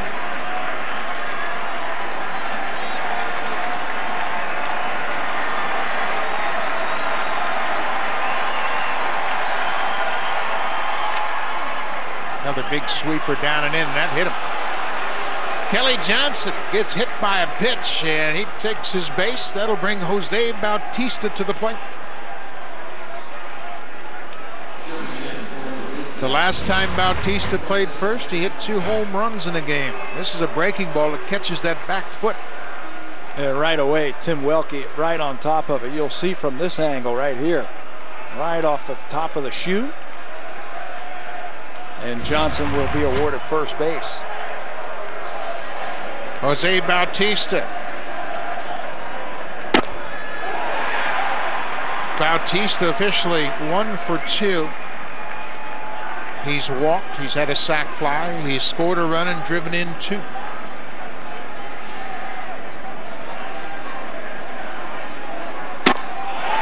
Home run cut. It's 0-2.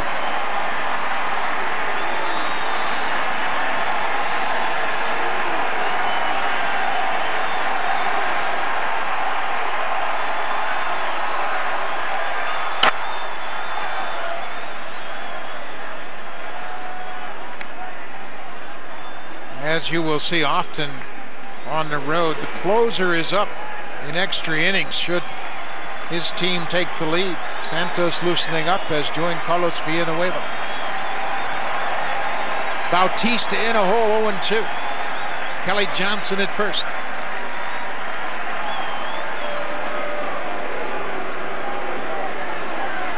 Pistano wants to keep the ball away from Jose.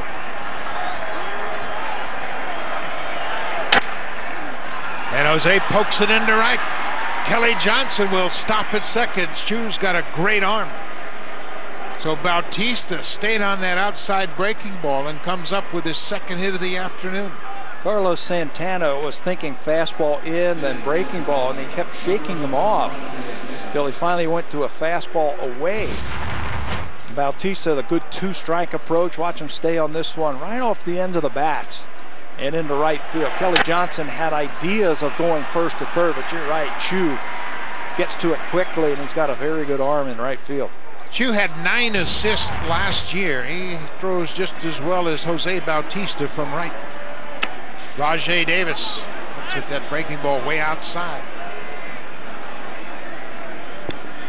Rajay came off the bench as a pinch runner in the 9th and scored from first base on Encarnacion's double.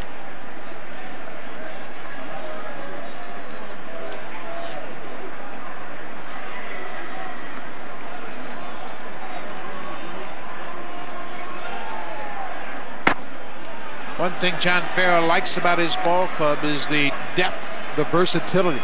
It's a much better bench than they had a year ago. So many more options for John Farrell. You can put Davis in the ball game as a pinch runner and keep Jose Bautista in and moving him in the first. You've got Ben Francisco who can play in the outfield. Vizquel can play anywhere on the diamond. There's Omar. Omar Vizquel spent 11 years here with the Indians. Made 11 consecutive opening day starts as their shortstop. Davis fights it off and it'll reach the seats. And you've got some players on that bench who've been around now who can get you a hit late in a ball game to help you win a game. Ben Francisco, a nice addition to the bench. He too spent time here with the Indians, his first major league organization. 2-2, 2 down. Another pop-up out of play. This is what we saw from this ball club all spring long. The ability to stay alive in at-bats, grind out at-bats, don't give away anything, something John Farrell has preached for a second consecutive season. And that will help you to score those runs. He felt like they were a little bit too much one-dimensional when he first got over here. Popped up, that'll stay on the infield. The shortstop Cabrera calls for it. The Blue Jays will strand a pair in the top of the 10th. We'll go to the bottom of the 10th. We're still tied at 4-all.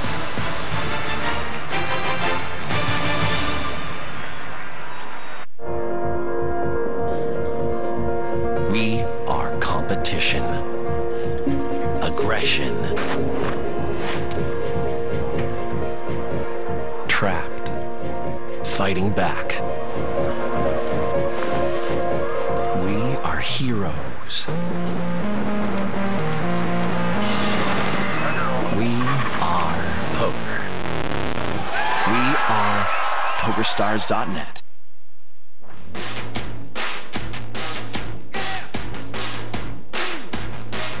This April only, start your day by heading to Subway restaurants for the $3 breakfast. Just $3 for a tasty 6-inch cheese omelet sandwich, plus a delicious 12-ounce Seattle's Best coffee. And unlike anywhere else, you can add your own choice of vegetables and toppings. Enjoy your breakfast for just $3. Only this April, only at Subway. Think fresh, eat fresh.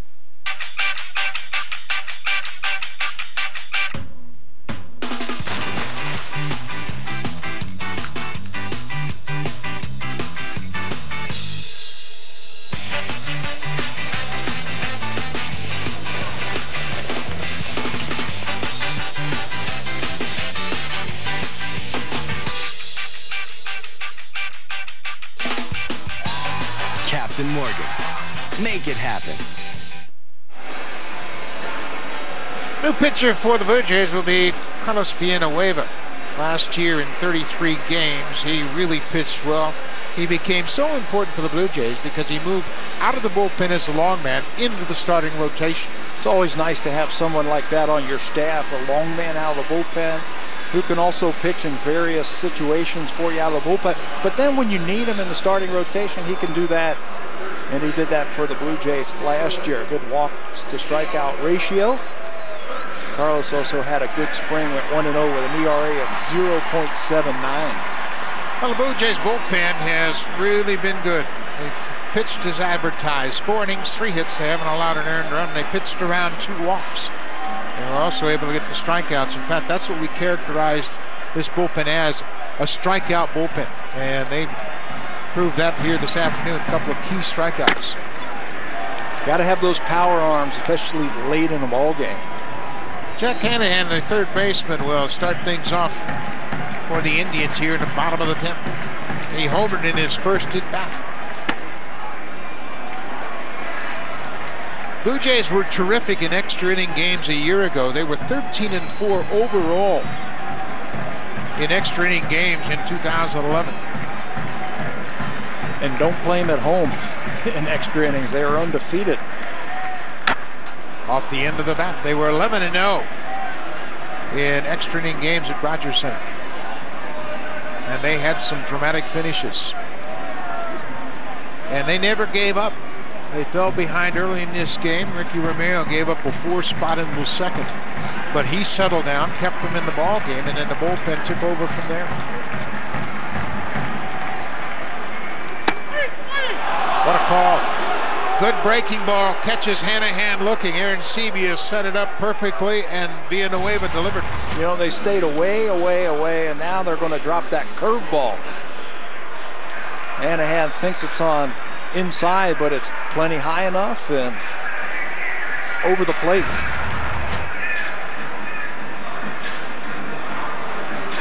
Back to the top of the order, the leadoff batter, Michael Brantley.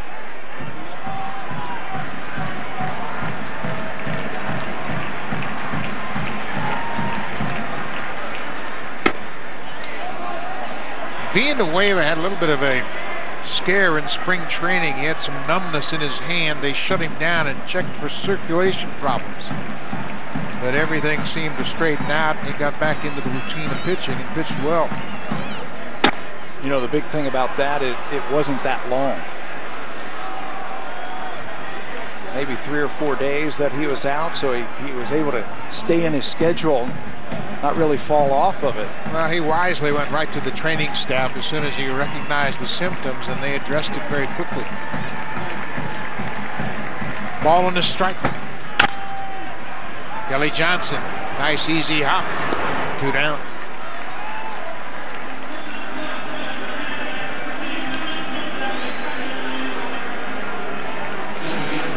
This bullpen, the 7-man bullpen to start the season, with Santos, Jansen, Cordero, Frazier, and Villanueva from the right side, and a pair of left-handers, Luis Perez and Darren Oliver. A lot of experience in that pen and a lot of power. Villanueva is not one of those power pitchers. He's a finesse command guy. That can give you multiple innings. He, and I guess you would classify Luis Perez as your long man out of the bullpen. Give you 3 innings if need be. Another changeup, another weak grounder to second. Good inning for Villanueva. His first inning of 2012, a 1-2-3-10th. Blue Jays in the 11th. Edwin Encarnacion, a great start to his season. Brett Lawrie looking for his first hit, and Eric Thames.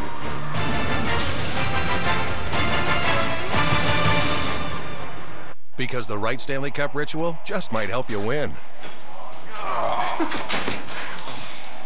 It was itchy. We're all itchy. Look for the Stanley Cup collection in specially marked cases for your chance to win. No purchase necessary, must be 19 plus. As you can see, the numbers are looking excellent. I don't believe this. I didn't get the memo. When did they get rid of Casual Fridays? Sweating on the inside? Handle it on the outside with new Speed Stick Power. Andy, good job. Speed Stick. Don't sweat it. Handle it. It's Silverado Chrome Days, where we took the V8 4x4 with best-in-class fuel efficiency and added a $1,000 chrome package at no cost to you. So now the only question, is it more beautiful clean or dirty? You decide at Silverado Chrome Days. On now for a limited time at your Chevrolet dealer. On April 17th, the mission goes global. So where are we going? India. Dubai. We're going in the Kremlin. I thought you said the Kremlin. Mission Impossible Ghost Protocol. Own it on DVD and Blu-ray combo pack April 17th. Get to the things in life you love by powering through work faster. Now during the Power event, Honda Power equipment starts at $369. Let your quality time begin at honda.ca/power.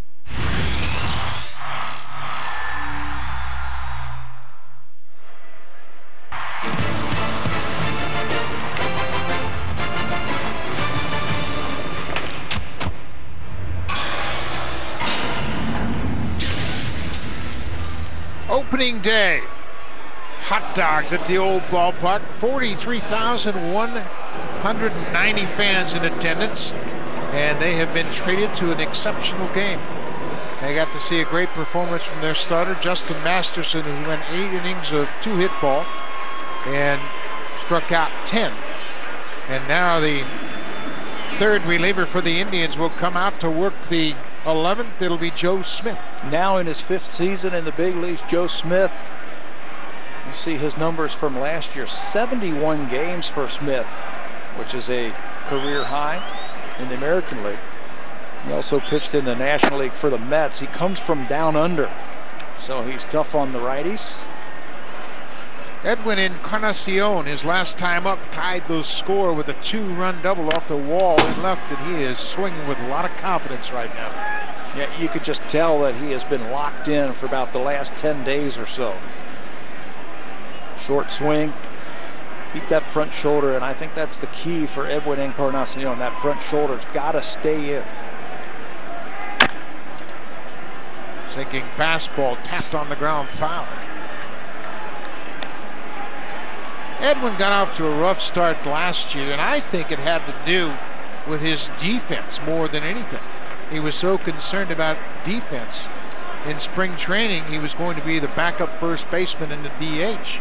And then as the season started, he was playing at third a lot. I think that really wore on him.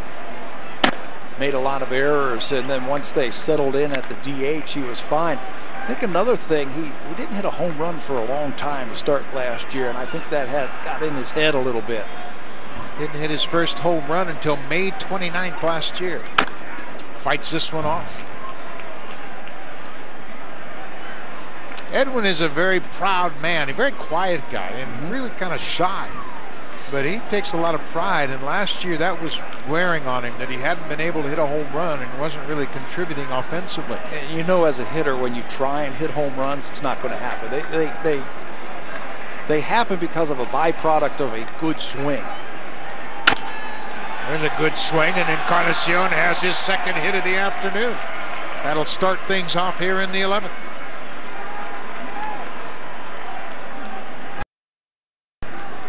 Ball is elevated by Smith, who is a ground ball specialist. And when a hitter like Encarnacion sees a pitch like this from a right-hander from down under, that ball's coming right back to him, and he just has to stay with it. Brett Lawrie. Lawrie is 0 for 4 this afternoon. Reached on a fielder's choice in the ninth. Takes an inside pitch. Jack Hanahan, the third baseman, is in on the edge of the grass, guarding against the bunt. Laurie's not going to bunt in this situation. He's not going to bunt here. Now Hanahan starts to back up.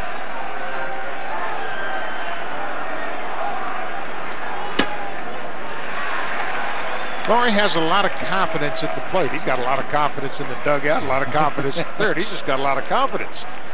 But he's a patient hitter. He works the count, takes a lot of pitches, and has a good idea of what he wants to do. Sent out last year because they felt he was fishing for too many pitches out of the strike zone. That shatters his bat. Cabrera quickly to second for the force out, and that's all they'll get. Lawrie got sawed off with that inside sinker ball, but the Indians could only get the one at second.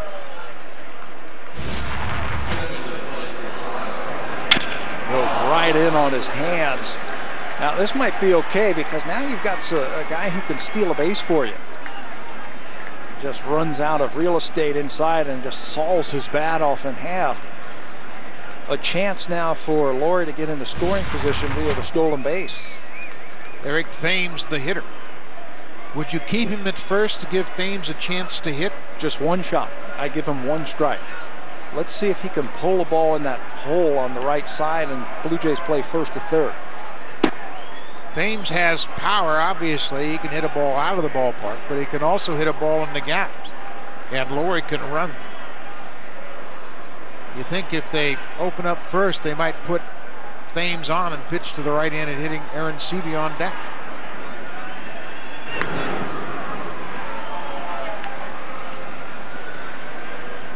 Torey Lovello helping out Brett Lawrie, reminding him of the situation here.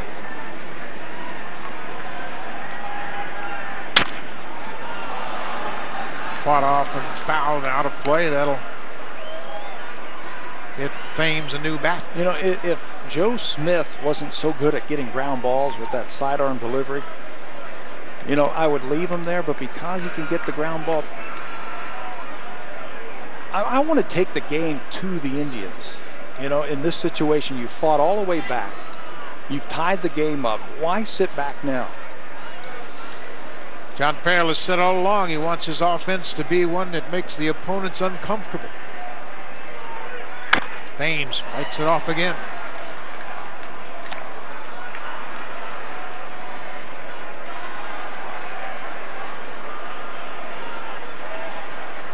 Laurie at first, 1 out. 4-4 in the 11th. Blue Jays were down 4-1 going into the top of the ninth. They scored 3 to tie it. Another good at bat where a Blue Jay hitter is grinding it out. Fouling off pitchers' pitches, tough pitches to fight for another day. Sooner or later, when a pitcher starts throwing like that, he's going to make a mistake.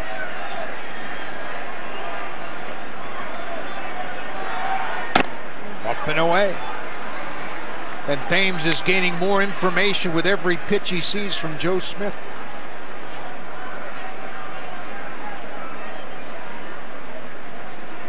Lots of Blue Jays fans in attendance. Opening day.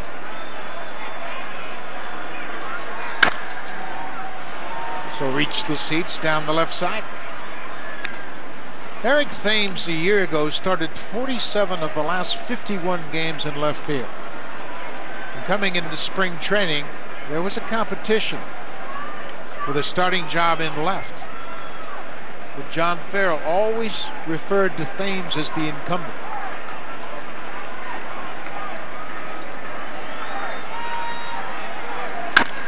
Bouncing ball. Kipnis to second for 1, back to first, double play. Joe Smith keeps the ball on the ground, gets out of it. Kipnis, the second baseman, started it. And the Blue Jays are done in the 11th.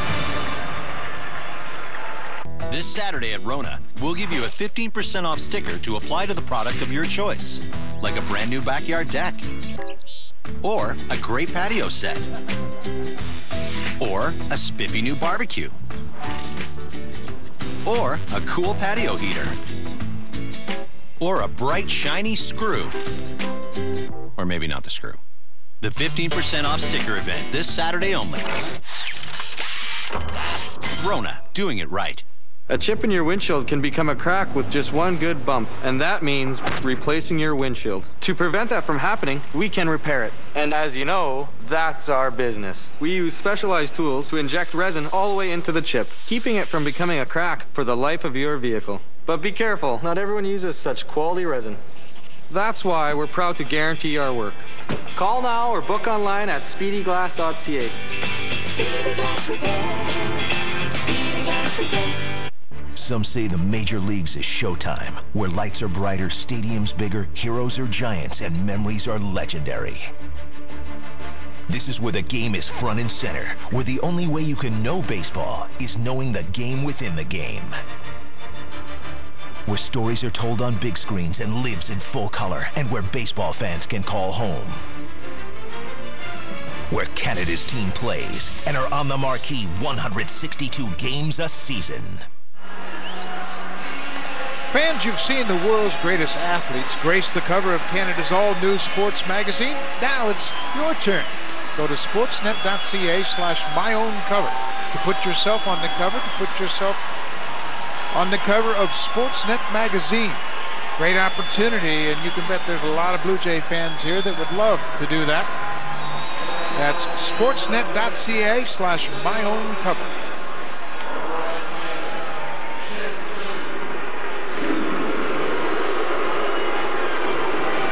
Carlos Villanueva in his second inning of work. Blue Jays bullpen has really shut down the Indians dramatically. Thank goodness for that off day tomorrow. Blue Jays now have used 5 relievers. Give them a blow. Well, that's the value of Carlos Villanueva. He could probably give you 3-4 innings here, even though it's his first outing of the year. Shin-Soo Choo takes one downstairs for a ball.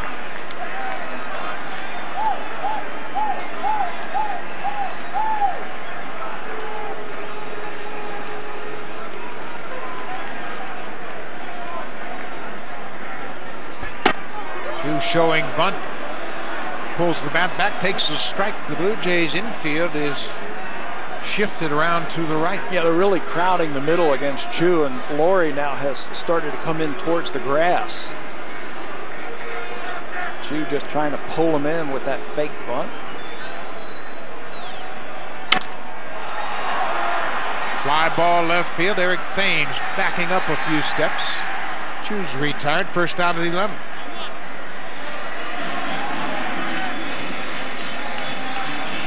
The Indians have lost 3 openers in a row.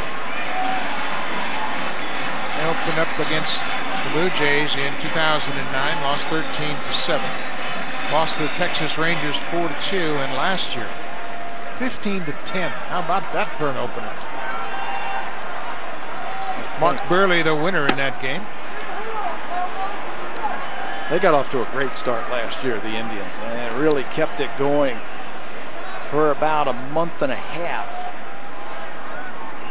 Eventually reaching 30 and 15. They were 15 games over 500 before settling 2 games under. Had a 7-game lead on May 23rd. They were in first place until July 20th. And then the roof caved in. Yeah, they were getting clutch hitting, making the plays defensively. Like I said, their bullpen was pretty good last year. And then, oh, by the way, that team from Motown. Yeah. Came storming back. There you see their finish, 50-67 after a 30-15 start.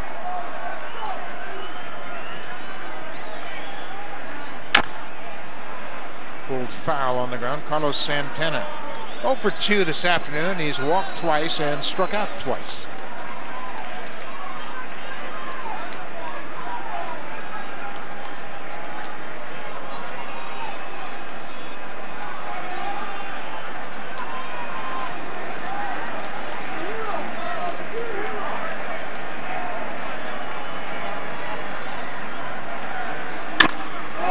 Quick pitch. How about that being the wave? It really shortened up his windup and caught Santana off guard a little bit. That happened a couple of times against the Blue Jays last year. It was the Kansas City Royals who did it. Instead of the high leg kick, watch as he leans back and then just fires a fastball on the outer half. Was it Luke Hochaver that did it? Mm-hmm. The pitcher for the Royals used a quick pitch a couple different times, and it's effective. Try to catch the batter by surprise.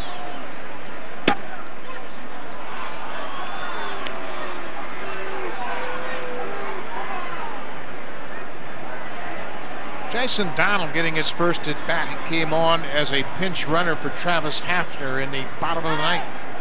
Hafner singled and moved to second on the air by Colby Erasmus.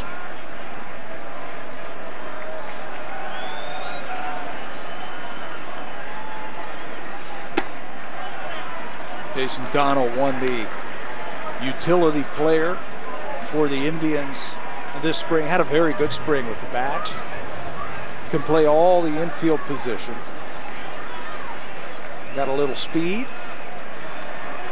Donald was acquired by Cleveland in that trade with Philadelphia. Sent Cliff Lee and Ben Francisco, who's currently on the Blue Jays team, to Philadelphia in exchange for Carlos Carrasco, Lou Marson, Jason Knapp, and Jason Donald. Jason Knapp was a big key in that trade, and he has been injured.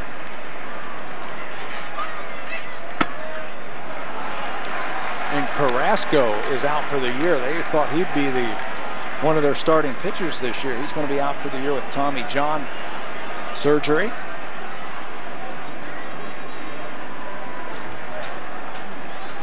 Three balls and a strike, 2 outs.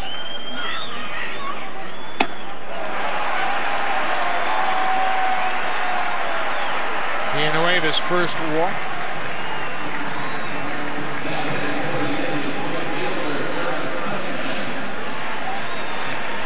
The Blue Jays have walked 6 now this afternoon.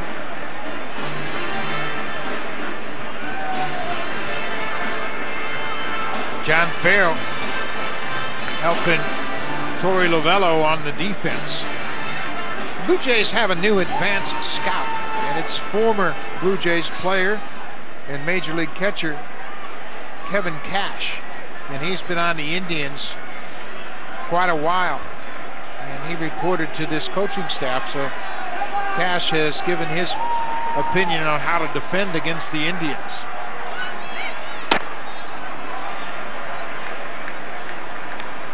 They have backed up the outfield. Aaron Cunningham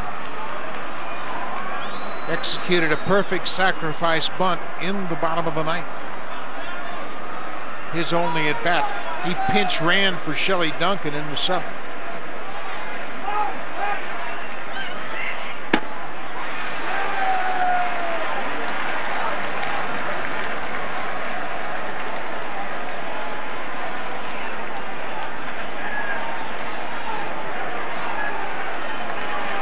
Cunningham was acquired by the Indians last December in a trade with San Diego.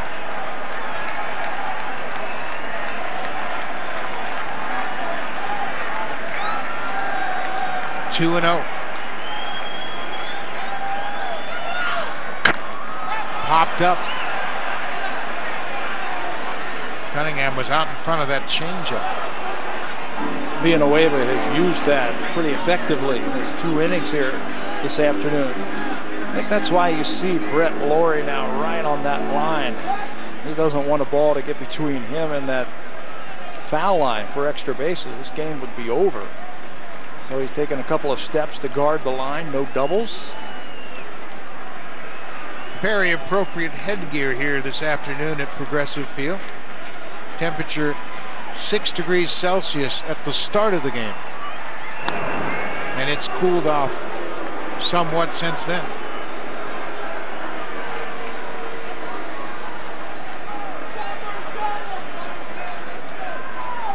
Jason Donnell at first had just 3 steals in 5 attempts a year ago. Casey Kochman is on deck.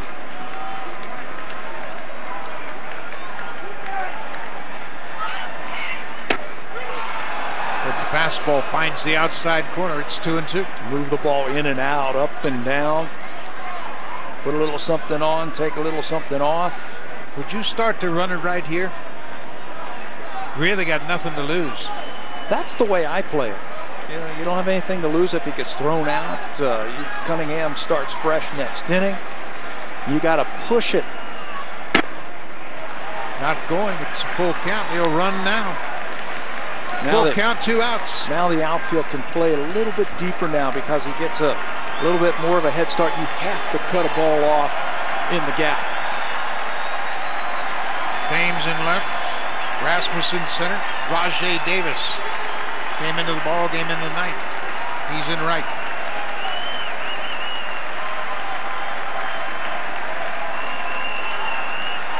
There goes the runner.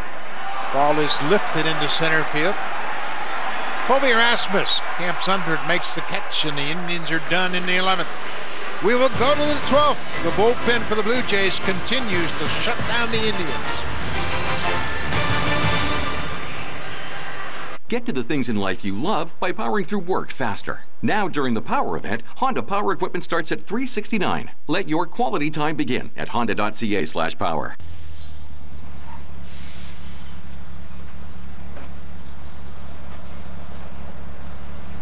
At OK Tire, we only fix something if it needs fixing.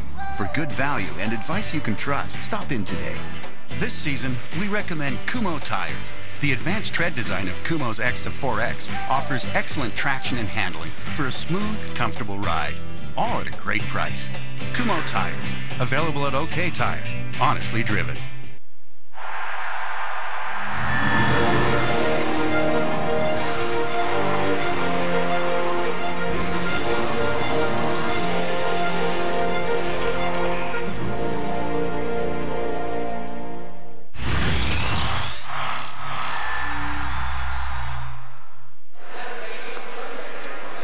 JP Arencibia will start things off for the Blue Jays. Last year on opening day, Arencibia went deep twice.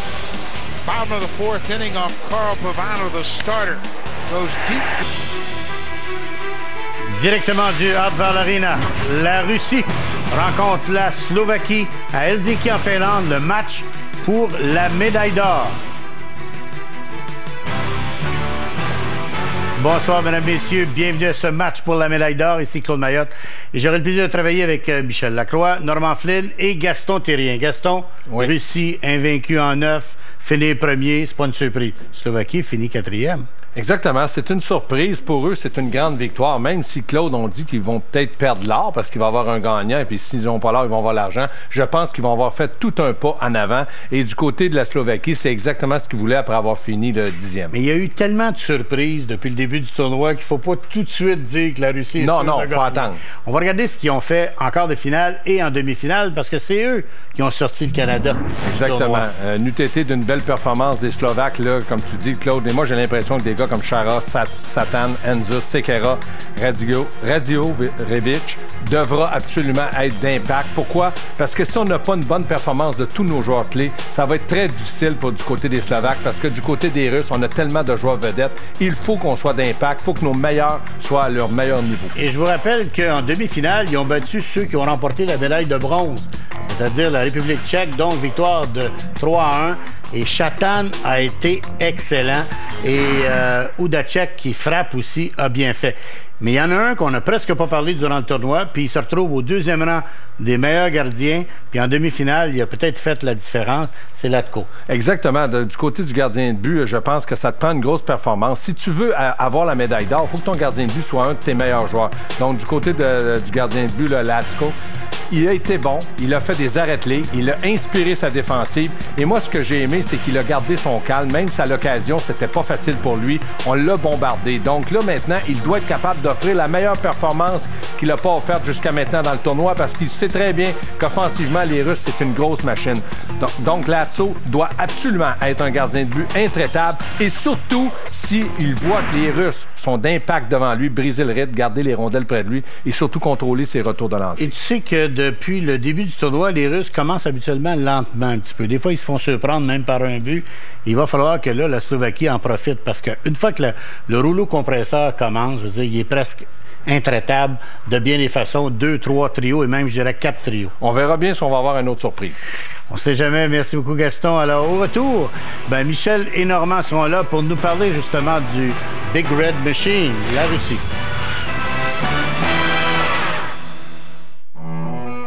Les centres d'abandon du tabagisme J'arrête vous invitent à rester à l'écoute de cette émission. Découvrez des outils et des stratégies efficaces pour vous libérer du tabac. C'est gratuit. Appelez au 1-866-J'arrête. Vous trouvez qu'il est difficile de semer et de faire pousser du gazon dans les zones ombragées, le long de l'entrée, et là où les enfants jouent? Essayez Scott's Turf Builder Easy Seed. Un mélange haute performance des meilleures semences à gazon de Scott's, d'engrais et d'un ingrédient super absorbant qui garde chaque semence humide. Maintenant, vous pouvez avoir une pelouse Scott's bien verte et bien fournie, même si vous n'y êtes jamais arrivé avec d'autres semences. Avec Scott's Easy Seed, le gazon pousse partout, c'est garanti. Essayez aussi le nouveau Easy Seed réparation des dommages canins pour éliminer les dommages causés par les animaux. La vraie saison débute, alors dominez les séries avec Domino's Pizza. Une succulente pizza grand format avec jusqu'à 5 garnitures pour seulement $10,99. Appelez dès maintenant ou commandez en ligne au dominos.ca. Classé M pour mature. On ne gagne pas la bataille,